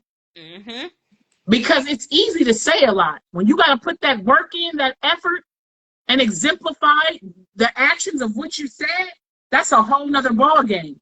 Mm-hmm. So I'm always watching what somebody says versus me just taking for face value what they told me. Yeah. Oh, you say you want to be with me? You say you love me? You say you got my back? Let me watch how you move. Actions speak louder than words, period. Yeah, that's friendship, relationship, businesses, employment, They'll be telling you at work, we're going to give you a promotion. We love what you're doing. This is great. 3 years later, they telling you the same thing. We're going to give you a promotion. But see, you got to be like, they've been selling me this, chocolate covered bullshit for 3 years. It's shit. It's not chocolate. I'm out. For real. You have to use your spidey. You gotta use your spidey senses to differentiate between if somebody gave you a candy bar and you bit into it and it was shit versus chocolate, you would know immediately. You wouldn't fake it or nothing. You bite into it and be like, what the? You wouldn't be sitting there. You wouldn't know when you tell them, yo, this is shit. This is not chocolate. You put lipstick on a pig and you start talking about this is the man of your dreams. So that's a pig. You put lipstick on it, it's a pig. So really look at what people do, what they show you, their efforts, their energy, not just what somebody's telling you. You save yourself a whole lot of time and effort.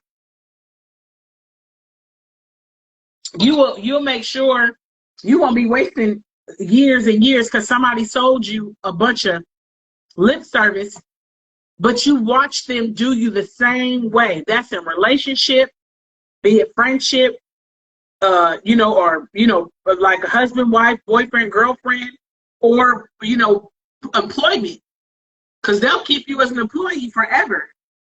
You're doing great, and they'll keep selling you false promises of promotions and benefits and how they see you doing this and that. And as long as you keep believing it and you'll stay, they'll keep telling you as long as they can, because you're making the wheels on the bus go round and round their company. So I'm a firm believer in, you can tell me anything, but your actions tell me everything. Mm-hmm. You can tell me anything. Tell it to me.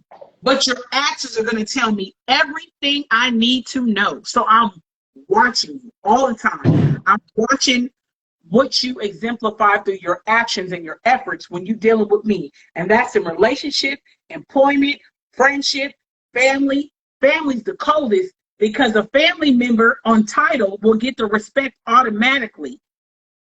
That's your uncle, that's your mama, that's your cousin, and it's like, okay, but they're not acting like it. They're prerequisites to this title. You're not acting like my mama, what a mother should do. You're not acting like how a sibling should. You're not acting like how the cousin, they feel like how we supposed to be thicker than thieves, Blood is thicker than water, not when it's fucking ketchup. No. So I think that those are things that you need to pay more attention to, what a person is doing versus what they're telling you.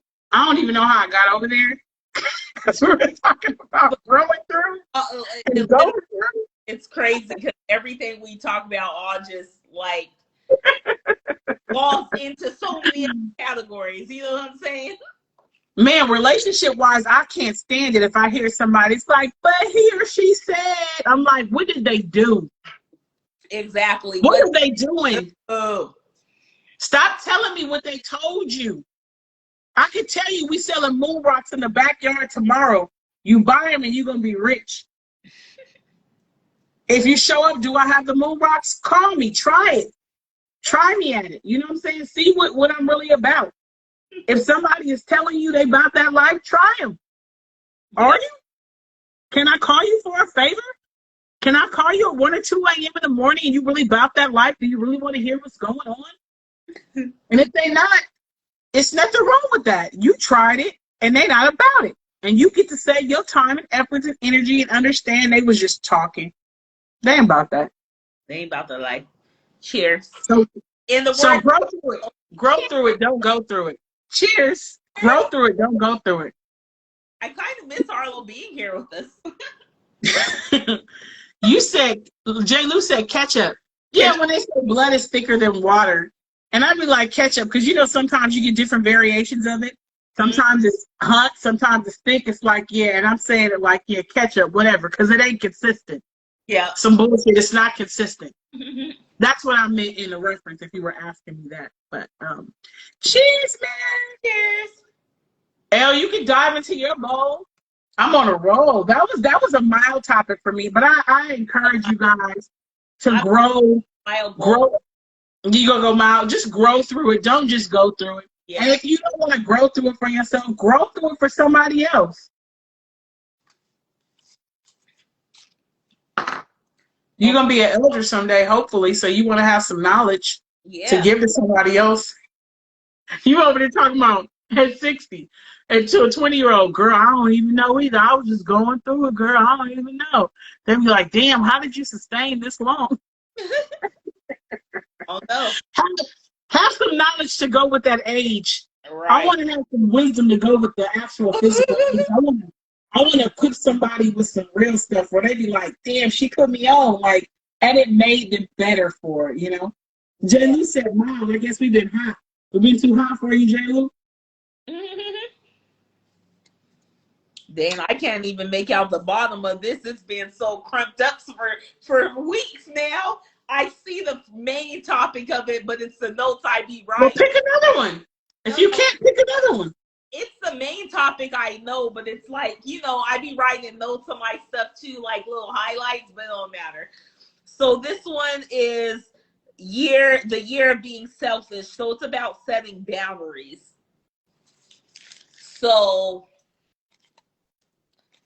to me, setting boundaries is like knowing when to say no, because no is truly a full sentence, and, you know, not feeling guilty about it. And I know I've been in positions many of times where I felt obligated to things when really I wasn't obligated to things. And so I know boundaries are what keep us sane. And I have been reading a book, actually, me and KK. I don't know if she's still on here or not. Let's see. She's still on here. Hey, KK. So we are reading this book. Let me grab it. Whoa, hold on. So we're reading this book, Set Boundaries, Find Peace, by a Black woman. Her name is Nidra Glover Tawwab. And I actually have the workbook to it too, just because I know I don't know when to set boundaries all the time. So I'm like, okay, let me read this book. Let me get this workbook and try to see where I can better set boundaries in my life. So I guess my question to you, Bara, is how do you set boundaries in your life? Because I know you're a boundary setter. I already know. And I'm not going to say I'm 100% good in the boundary setting arena, but I've slowly began to be able to set boundaries in my life. So give us some insight on how you set boundaries and your feelings towards it, because I know sometimes we can feel guilty when we say no. Because, girl, someone texted me and I was like, no, can't do it. And that was it, you know, instead of feeling like, no, I can't do it because I have this, and that to do. So tell me about how you set boundaries, how you feel about them, and if you have any tips for us to set boundaries like on a small scale. Because I see your face, and, you know, and I got my book right here. My little workbook. You see, I got my notes in here and everything. First of all, I just started laughing because I was like, ooh, I'm going to grab me one of these oatmeal raisin cookies while she's talking. Wait, I need a snack. I got some little guacamole chips in there.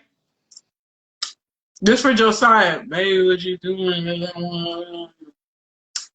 That was just a personal inside joke. That's why. What you doing? Wait, I got to turn the hair off because it's cold. That's for Jada and Josiah in the live. What you doing? But for me, I think that a healthy amount of no's will keep you ready for the energy you'll need for the yes that's coming. And I find that if you will allow people to take, and they will, because people are naturally getting what they need. Mm-hmm. I mean, why wouldn't they? You know? But you have to, only you know, and we've talked about this, when you're on E. Yeah. And only you know what you should lend your time and efforts to based on past experience, based on what type of energy, efforts, and time you're going to need going forward for the other commitments you made. you know? So when you have, I would say in your life, you have some organization, some commitments, and some understanding of what is required, you don't struggle with saying no or setting boundaries. Yeah. Because it's not offensive. You understand the job that you've taken on to give to these other people, places, things, these commitments. I have prior commitments. And then there are people that are just kind of passing through. And people are going to be exactly who they are. Yeah. So when someone is like, hey, they ring, ring, ring, I create boundaries like this. When I see certain text messages or calls, I love that not immediate connection of the phone. I get to have, it's a deciding factor that happens. Do I answer? Do I not? Do I respond immediately? And people that are offended by that, they can get to stepping. Because I know what's required for me to be at 100% and be effective and efficient. It's different when you're operating and you're just kind of going through the motions, half-assed doing stuff, versus people are getting 100%. Like, I know when I show up to Sipping Live, I want to give 100%. But let's just say I allow certain people to tap into my energy, my reserve, before I got on here, and I'm so exhausted, overwhelmed, and just like, when I get on here, it's just like, I gave so much to them, I don't even have nothing to give on this line. I don't even want to, I barely want to even be here because I'm just exhausted from this phone call I decided to take before I got on this line. So you're being presented with opportunities every day. And those opportunities, whether you say yes or no, will determine if you go forward or backwards. I think I speak for a majority when we all trying to go forward. Yeah. We're trying to excel.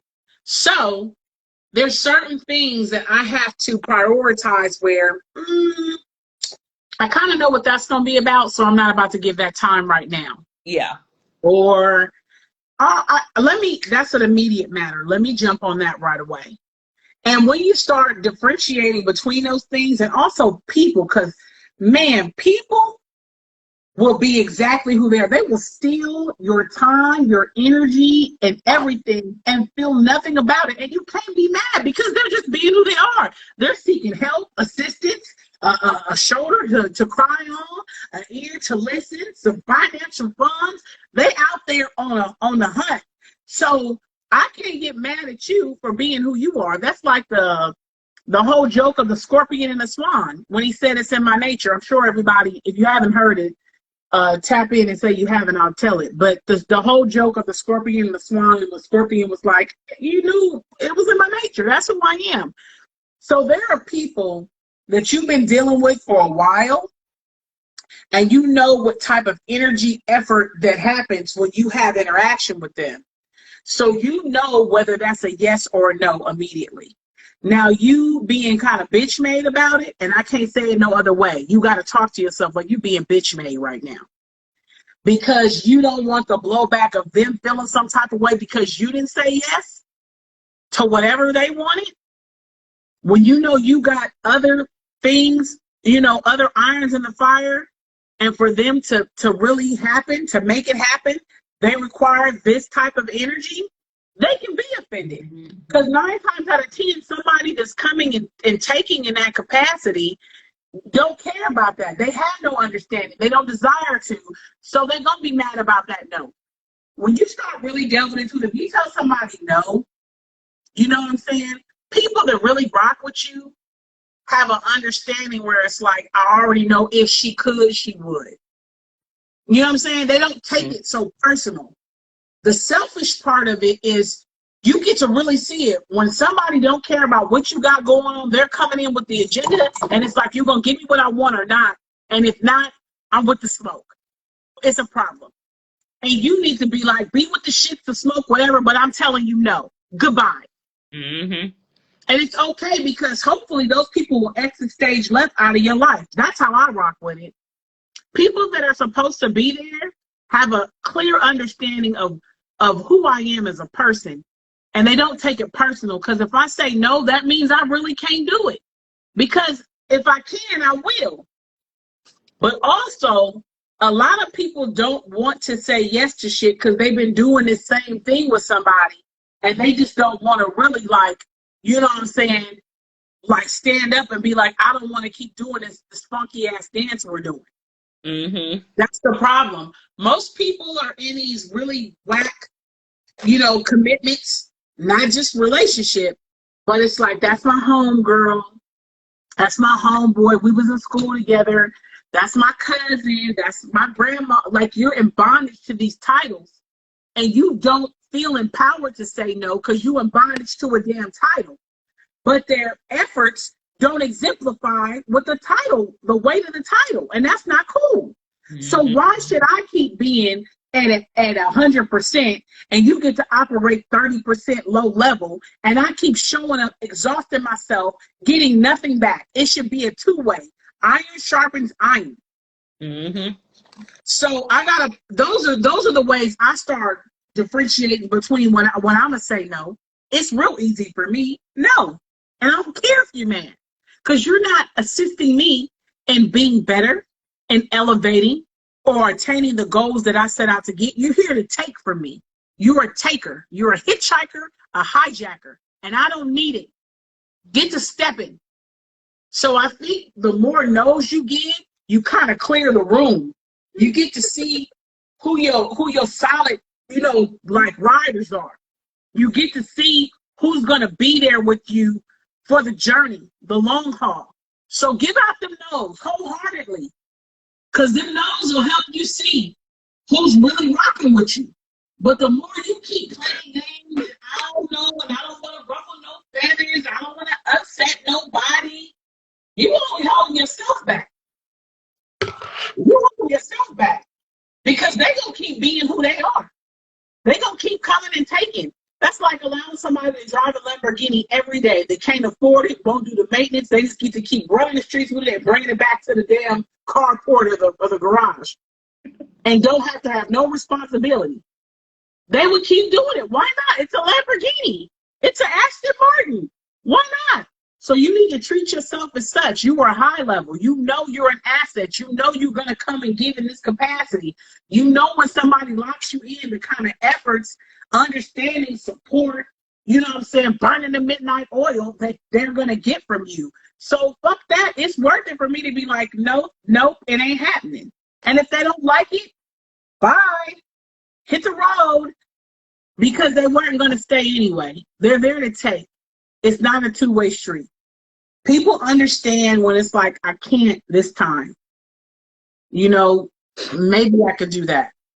So, Bara, while you was talking, I did a little poll. I said, raise your hands if you think Bara needs to go on a speaking tour. And see all these hands raised with the 100s and hands. I'm just like, shit, bitch. I'm just the moderator over here. I'm giving a little story, and I'm asking questions, and then I'm just passing it to you, and it just works. But you just passionate about everything. Just saying. The phone though, it's just like you're just so informative, and clearly everyone in this live sees that too. Like that. Well, I appreciate it. I'm just really, I'm sharing. Popping. I'm just saying, I'm just sharing my truth. I'm sharing my truth, and I say to my squad every day, I want to be like 60 in the mind. So if I could save you some time, some effort, some energy, that's what I want to do. You know, we have purpose. You know, we have purpose to do things, and we have passion about things, and people will come and steal from you unapologetically. Will be mad because you protected your energy and your time. And it's like, the fuck? Like, I can't even think of no other way to put it, because you be so blown away by it that you mad that I won't come and give my energy and efforts to your bullshit, because you're going to be right back next week with the same shit. Mm-hmm. You got to pay attention to them perpetuated cycles. Mm-hmm. There are people that are perpetuated cycles. That's why I said you don't listen to what people say. You watch what they do. Mm-hmm.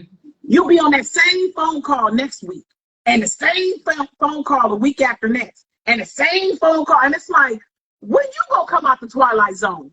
Yep. When you gonna stop doing this? Because you know this is some bullshit. You know it is. But you're feeling obligated, in bondage to the title, in bondage to the time. That's another thing. People will think because they've known somebody for so many freaking years, you know, it's like, I have to. You know, we diaper buddies. No, that does not put you in bondage to somebody's BS. Now you on the bullshit roller coaster with them. And they're not going to come and assist you in the capacity that you assist them. That's the part you really need to be paying attention to. Because after you give them what they need, now you're over there trying to figure out what reserve you're going to pull from to pour into the other obligations you have. The other irons in the fire. They're not about to, you can't call them to give to you the way that you gave to them. So you have to really like sit and make some big girl, big guy decisions that I don't care how they feel about it. I know what I'm committed to, and I know who I am. Because you're going to be everything under the sun when you don't give people what they want that are accustomed to getting what they want from you. Once they're used to it, because you, especially when you've been in a cycle for doing it with them bondage to them titles for years, they feel some type of way when you stand up for yourself. It's like, how dare you tell me no? You better figure it out. You better run me that money. You better get on the phone and hear this. So you protecting your peace, your energy, your time, your effort, so that you can really pour into something and see the growth and have, you know what I'm saying? Because you committed to it. And they don't want to hear none of that shit. They want you to give what you've been giving for what seems like a lifetime. And you have to find the courage to say no, because somebody actually needs what you've given to the person that ain't using it. They need that fuel, that effort, you know what I'm saying, that energy. And they going to do what they need to do with it and be better and succeed and elevate. So you need to think about that, because it's like, biblically for me, it's like casting your pearls before swine. Why would you keep doing that to someone because of a title or because of obligation, when you know they not doing shit with it? They gonna call you next week and the week after next. As long as you breathing, they gonna keep being who they are. So who's gonna get out of this? Who's gonna say, nope, I'm out? Yep. It doesn't feel good, but you have to do it. It's for your peace, it's for your sanity, it's for the commitment you made. It's for the success of somebody that will really use what you've given, the game, the knowledge, the expertise, the energy, the effort. You can't keep doing that.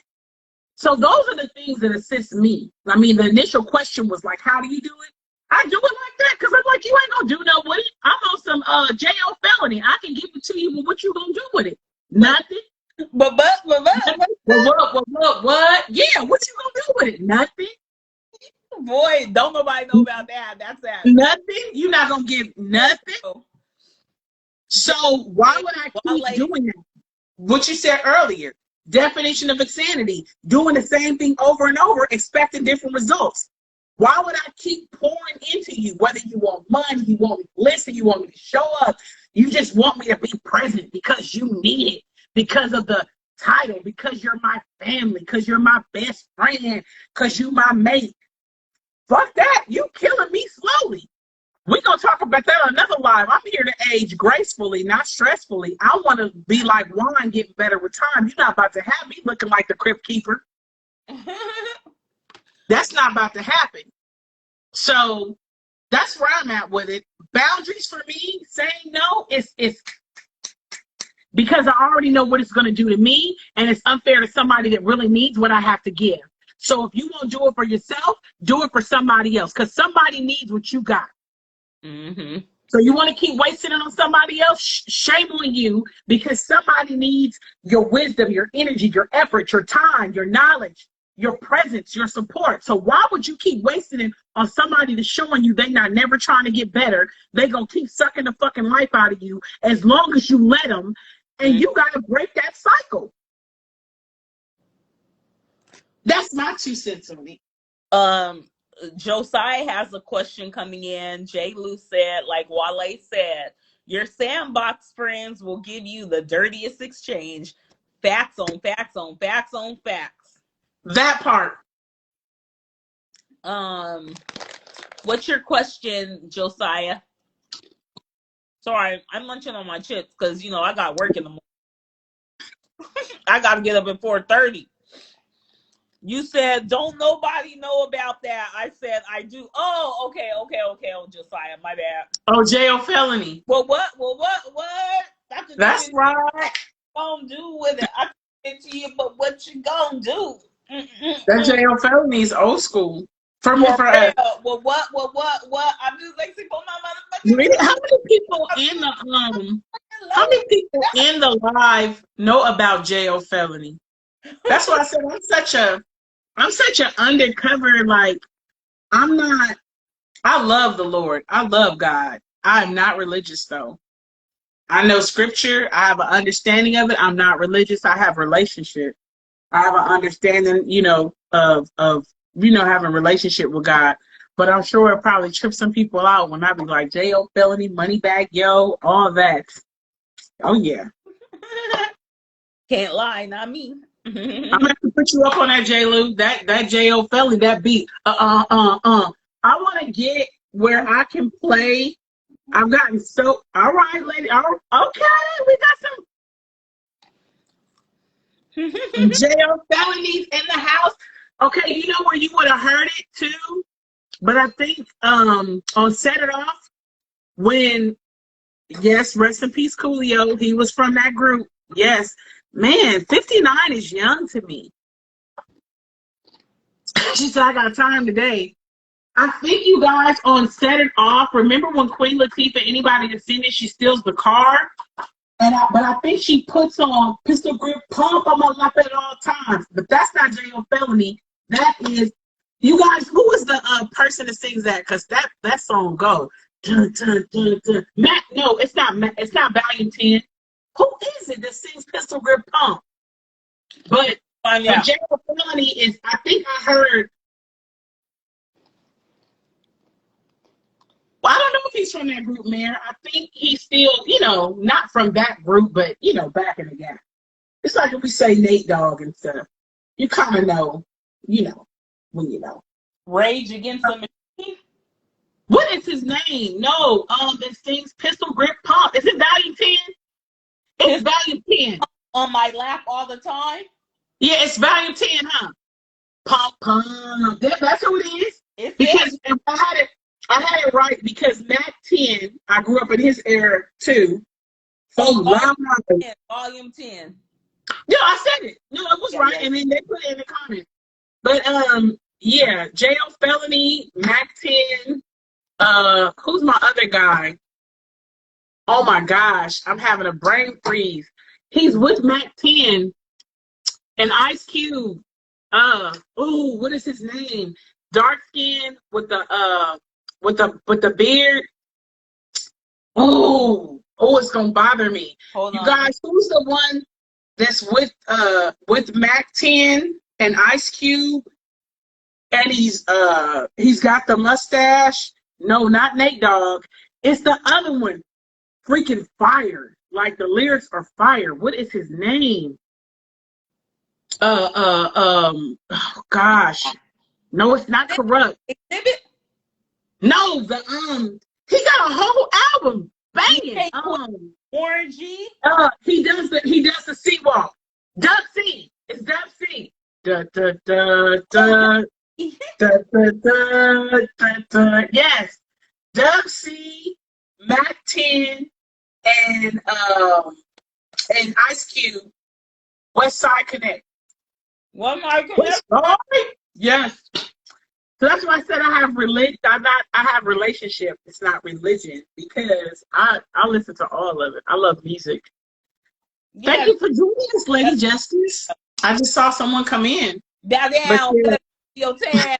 You said married and thug. Did you see J.Lo music? Somebody said bow down when you come to my table. And you Yo, ain't we gonna have to have. crying. So you guys, we're planning a. Right now, it's in. Just we're getting it together. We're gonna have a live brunch next year, and I think we should have it like West Side. Like I love good music. Josiah saying ambition as a writer. He done threw some Tupac in there. Listen, y'all, we gotta get back. We gotta get focused, y'all. We gotta get focused. You can't have the drink and the music, and then we start going left because I love. We already 2 hours in. She said I take 10 steps and I draw. Now my guy is quoting lyrics. You know what? I can't fool with y'all. I can't fool with y'all because I like a whole bunch of West Coast people in this live. Man, but I will have to say the only one right now, baby. I will have to say the music that I grew up on versus the music now, it's not like it's so bad, but I wish they would do a versus and it was just like old school West Coast hip hop versus now we kill the game. And I'm saying it like with confidence. Yeah. You get Tupac, all the West Coast rappers, it's ridiculous. It's ridiculous. And we got some good East Coast, but it would be a versus to watch. I want like a coast to coast versus. That would be crazy. Mm-hmm. That would be nuts. We the best side. Everyone come here for weather, weed, and women. It's like. Did she quote the Kendrick? The women, weed, and weather? Yes. And if we did North Carolina, but I stay West Coast for life, bitches. Oh. And she threw up the dub. And also, if we did an R&B, we did a 90s R&B versus this new R&B, it would never make it. Cheers. It would never. Who said the recipe? Because that's that's Dre. We get live. I'm gonna pull one more topic from one of my bowls because I'm feeling that. Yeah, are you guys cool with it? South J. Lou, stay there. You are y'all cool with another topic? What you guys want to talk about? Something spicy or mild? Shit, we already it seemed like we've been spicy all night, even though I know we brought it down. So shit, fuck it. Let's just. Manada said, "Lady of Rage, she rocked rough and tough with her afro." Hey, the bad self. I am the roughest, toughest. Hey, you know it's different. The female rappers are probably like, what are they talking about right now? She had whole 2 Afro puffs and some jeans and a big ass. What was them t-shirts and one t-shirts? J-Lo Music said it's love R&B and then it's toxic R&B. It is, because I heard Kalani say, she said, I know Josiah's in here. Did she say, come inside me, I'm a keeper? Can you imagine somebody listening to that with no job? What? Kalani on one of her songs. So J-Lo said, there's love R&B and there's toxic R&B. And I said, yeah. I just listened to a song Kalani was saying, come inside me, I'm a keeper. And I said, can you imagine somebody together with no jobs listening to that and they do it? I actually know 2 people right now. I don't know them personally, but I know someone close to me that know 2 people. We call them the vegans. We call them the vegans, but they really. But listen, but they if you say they have no jobs, nothing. Can you imagine them listening to Kalani? Come inside me, I'm a keeper, and they like, let's do it. They just fall into the music. Now they got a song. They got two kids. They got a kid, each other, and that song lyric, and no money. Things are looking grim. Oh, 2 people like that. Ask Kate in here right now. Is she still don't get caught up in the toxic R&B lyrics, because they'll have you feeling yourself and your pockets ain't right. You better cut that out. Your pockets are not right. Why are you telling somebody come inside me, I'm a keeper? That's another sipping line. That's trash though. You can tell them. How do I know you a keeper? You might just want me for my seed and then you be leaving me. But it's Kalani saying it, so they probably are like, she looks good. Come inside me. I'm going to keep her. She said, how are you going to feed the babies? With the lyrics. Up here. Just feed them lyrics. They can eat the air. So, guys, do you want to go to a mild or spicy topic?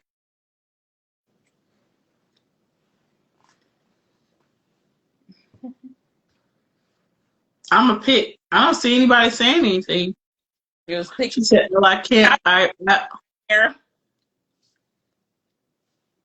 Mild or spicy? Not the seed, L. She said, "Malnourished babies." What's going to happen? Jay said spicy. Spicy. I was Jay said it first, so I'm going to the spicy because they took forever. Tomorrow. All right, I'm in the spicy bowl. Come on. Come on. Here every Sunday because we be lit and live. This is bad. It says, stop entertaining imposters. I think I talk about this weekly, about stop entertaining imposters. And the rest of that is, you ask for a steak and you entertaining a hot dog. Cut it out. I find more people will entertain something like momentarily instead of waiting in preparation for what they asked for because of their impatience. It's like, what? Why are you entertaining a hot dog and you ask for a freaking tomahawk steak? It ain't even in the same meat department. It's not. You are entertaining imposters, and it's not just about people. It's like that job you on. You know what you asked for. You've been there for this many years. You ain't even trying to look for something else that's close to what you asked for. You have settled. I understand sometimes you got to do what you got to do, but you got to go back to the blueprint, the reference points, and remind yourself of what the fuck you asked for. Mm-hmm. Whether it's a person, place, or thing. You ain't gonna go get a Pinto off the lot and you ask for a Lamborghini. And I'm with you on that, Lady Justice. They do need to stop falling in love with potential. What's that song she sang? You've got potential. I hate that song because it really sets you up for some trash. Cut it out because you're going to have to nurture and water that potential. Do it with it. No, but are you really ready to nurture and water potential? And in the event that it does not bloom, blossom, flourish, then what you gonna do? Just have a baby. I know that sounds crazy, but you know, baby, children have potential. You have them and you pour everything into them and you hope that they use all the tools, resources that they've been equipped with to be the best person they can be in life. But damn it, don't you sit and foster potential in a man or a woman. These are grown people. I understand assisting somebody kind of get a better understanding of who they are. Josiah said Summer Walker's part of that toxic R&B community. She is. Some good music. But I feel like at some point you got to understand, like, yo, you are an imposter. You are not who I asked for. You are not the type of friend I want to have. You are not the type of partner I want to have. This is not the type of fucking job I want to have. This is an imposter, and they are wasting my time, energy, and efforts. I gotta get out. Get out. Start making your escape plan, your exit strategy. You gotta do it. You have to identify when you are entertaining these imposters, because sometimes they sneak up on us and shit. They good too. But like we was talking the other day about, remember I gave you the whole situation of my time being wasted? It's like, and I made a comment, I didn't use these words, but it's like you guys are imposters. You want to do all this, and that, but you don't want to put the work in. You just want to, like, when you're talking about it, it seems so great. But then when you look at it on the surface, it's like, you're an imposter. Stop wasting my time. But it's like what Ladybug said. No, it was Lady Justice. I think sometimes we will lie to ourselves because we just don't want to believe, or we don't want to experience the absence of a physical person or the absence of something in the place of what we desire to have. I desire to have some sort of friendship, some sort of man, woman relationship, some sort of, you know what I'm saying, job, and we will entertain it because it's better than having nothing at all.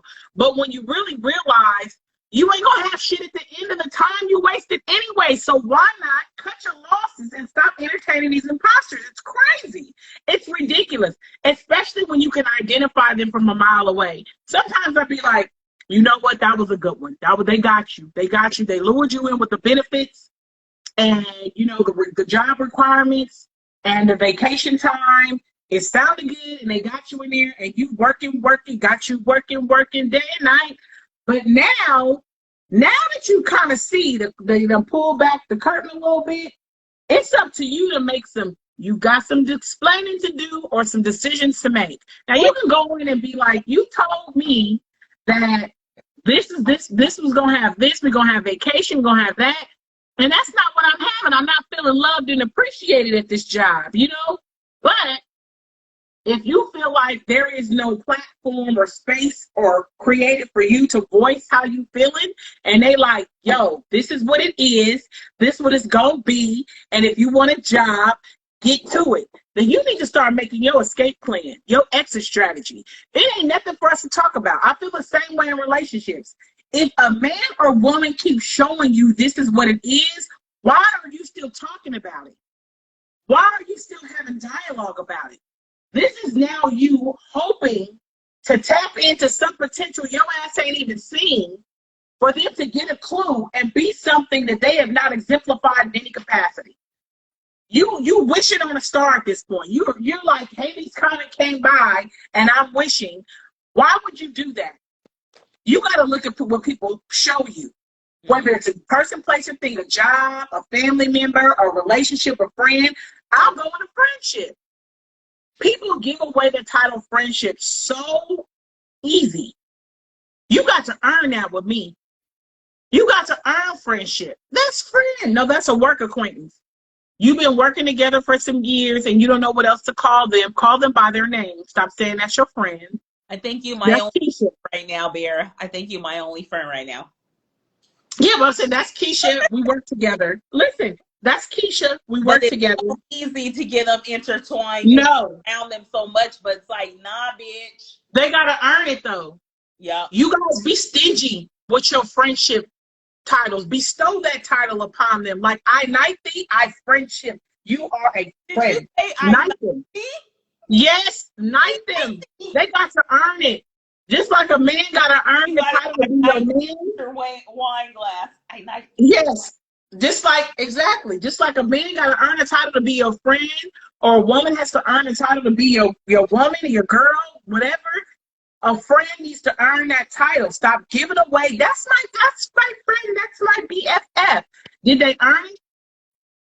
That's right. Lady Justice, be stingy with your energy, because what we do is we downplay the assets that we are.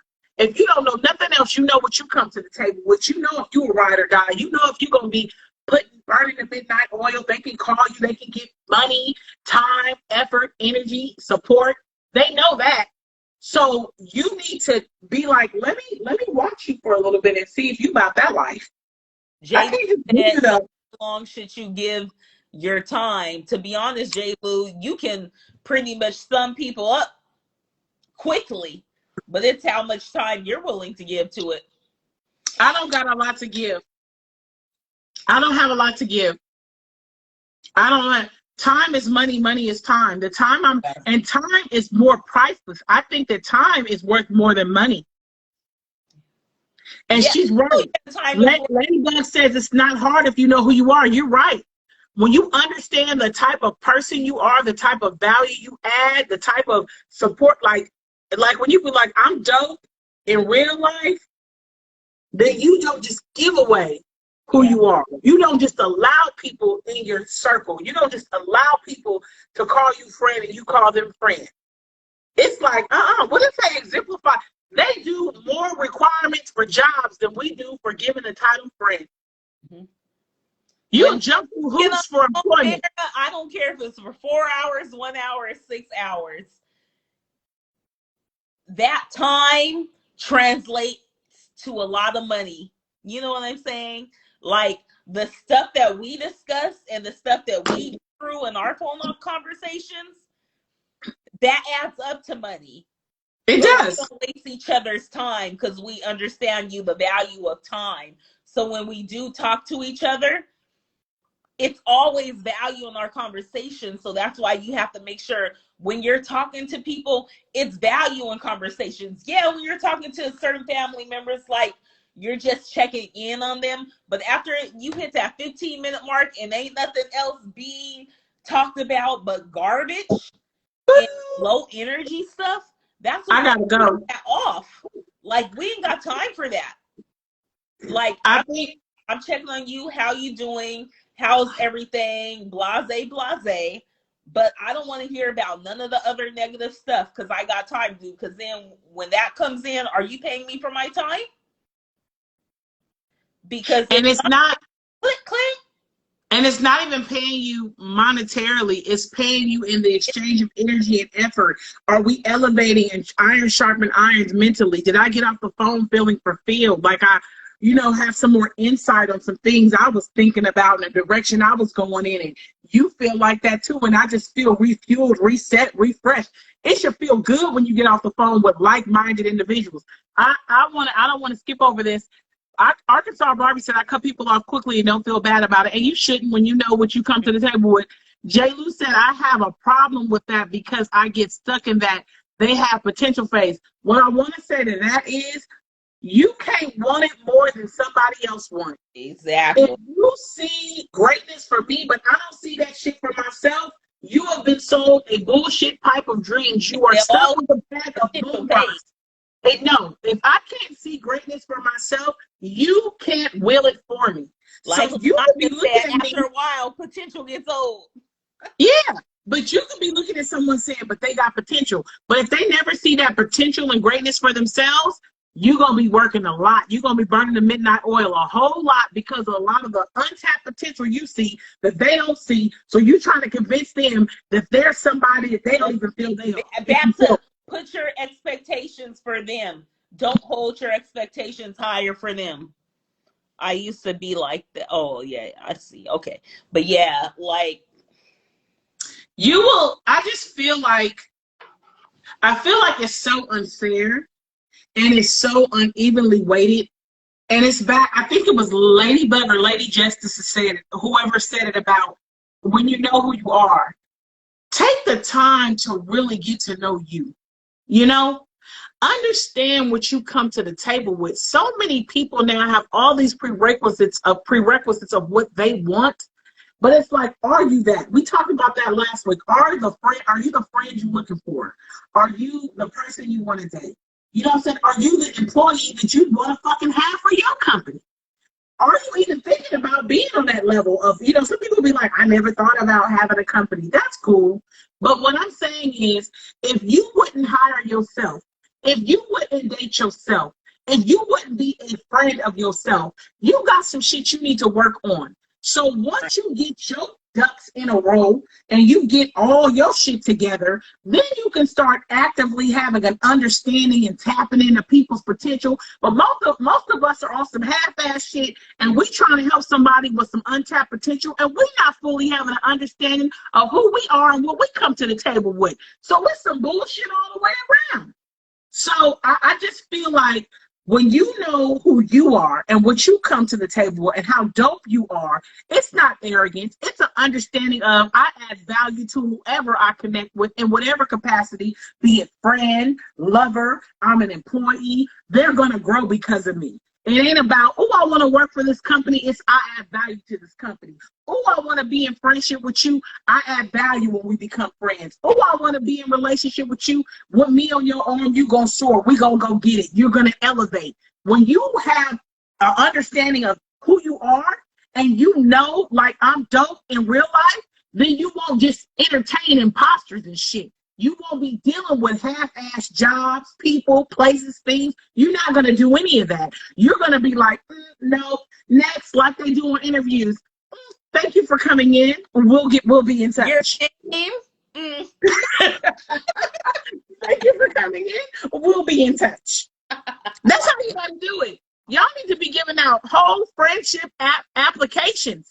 Thank you for coming in. We'll be in touch. Because people will be wanting to occupy space because they see some potential in you. They'll be holding on to your coattails because they know you going somewhere. You won't even see the potential in yourself, but they'll be like, if they get a clue, they're going to have something. They're going to go somewhere. I don't even got to do much except to keep occupying space. I don't got to do nothing. No, don't got time for hitchhikers and hijackers. Get your ass out of here. You are occupying air and space. Why are you here?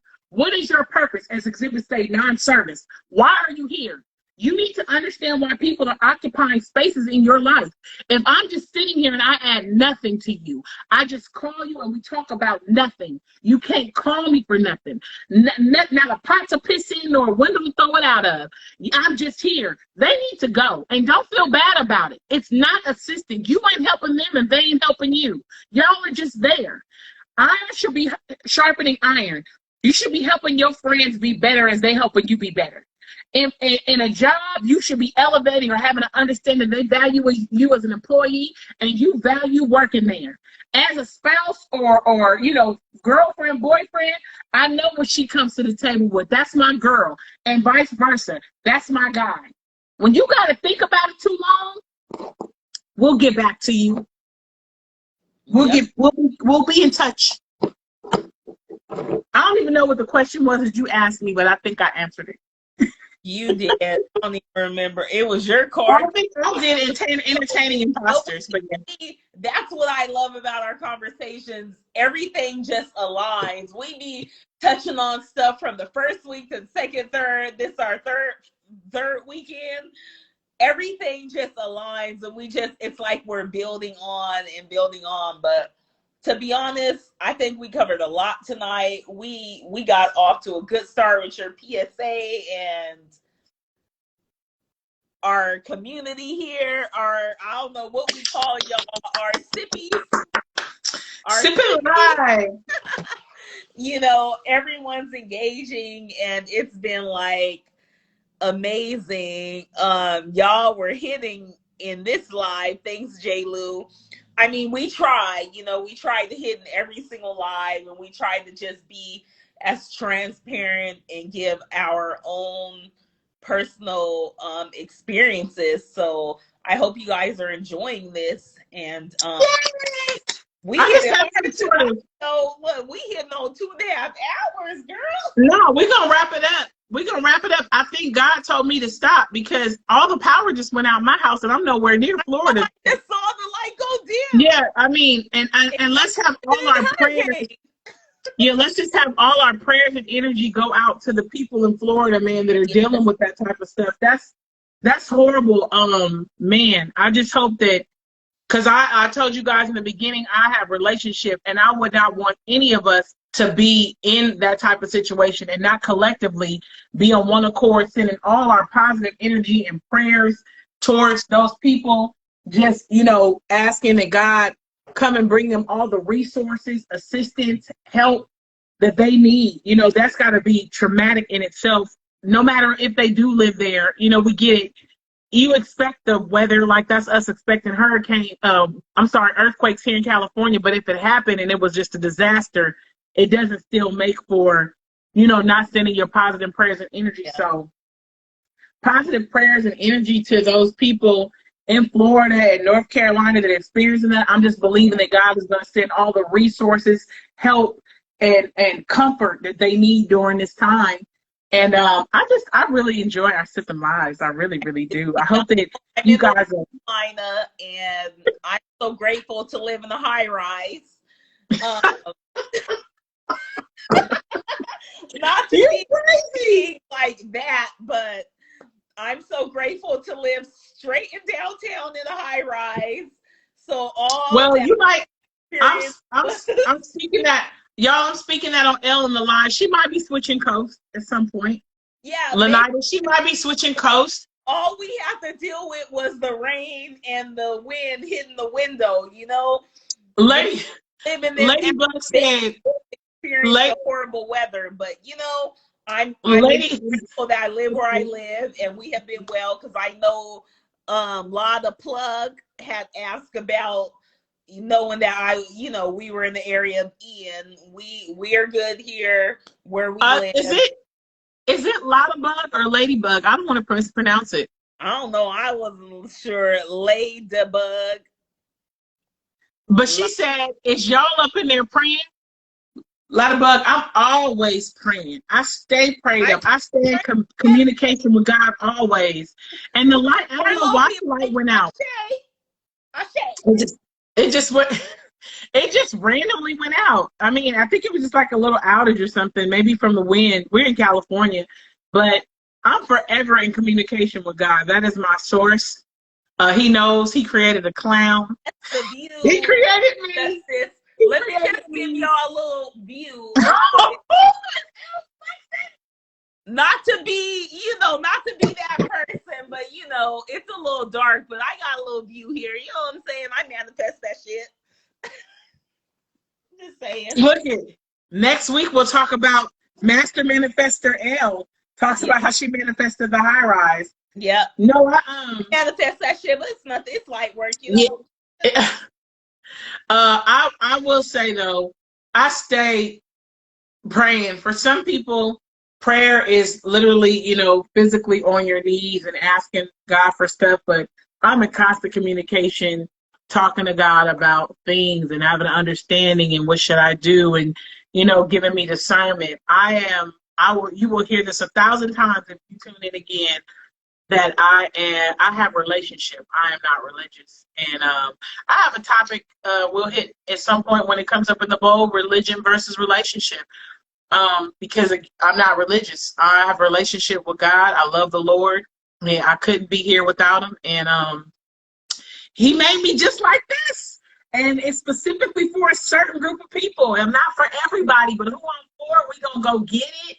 And we're going to elevate. And we're going to be better for it. And I'm just excited about Sipping Live and where it's going. And I just get excited about coming on and tuning in with you guys and just seeing what's going to happen. And we're just going to continue to bring you these open, transparent conversations. And as other things segue in, we're going to do that. And hopefully you're going to be equipped in some capacity. If it's something you don't like, leave it right where you found it. But if it's something that can assist you as a stepping stone, a catalyst to be better, I want that for everybody that tunes in here, because these conversations we decided weren't just for us. We were like, I've never been live in my life, you guys. I don't even have a Facebook, or I have a Facebook, but an Instagram page. And so this is my first time ever being live. These times I've been live on here, but I'm open to it if I can be used in a capacity to equip somebody, with any type of efforts, energy, wisdom that I have to use and assist them in fulfilling their purpose, their passion, or just navigating this journey in life, So that's my goal for me being here. And Elle and I collectively decided, let's do it. Let's go live and let's have these conversations that we have for 4 hours on the phone and allow people to tap in and be a part of it and ask questions and, and share our thoughts. And again, our thoughts aren't facts. They're not law, but it's just good to hear some other people have their insight about different things and, what they think. And it empowers you to have some stuff to kind of put in your arsenal and think about. And again, if it works, cool. If not, leave it right where you found it. But I'm always excited about this, and I look forward to every Sunday. And we be going, man. I don't even know if the clock is blinking, but I know we probably done hit like a 3-hour mark. So you're right, lady. No negative energy here. It's not. It's all love. It's always love. We have a good time. And I see Elle pinned it. If you guys want to send us topics to throw in our spicy or mild bowl, it's watchsippinglive@gmail.com. We'll make sure they go in either of the bowls, and we'll pull from it. And sometimes when we're talking, we always acknowledge the comments.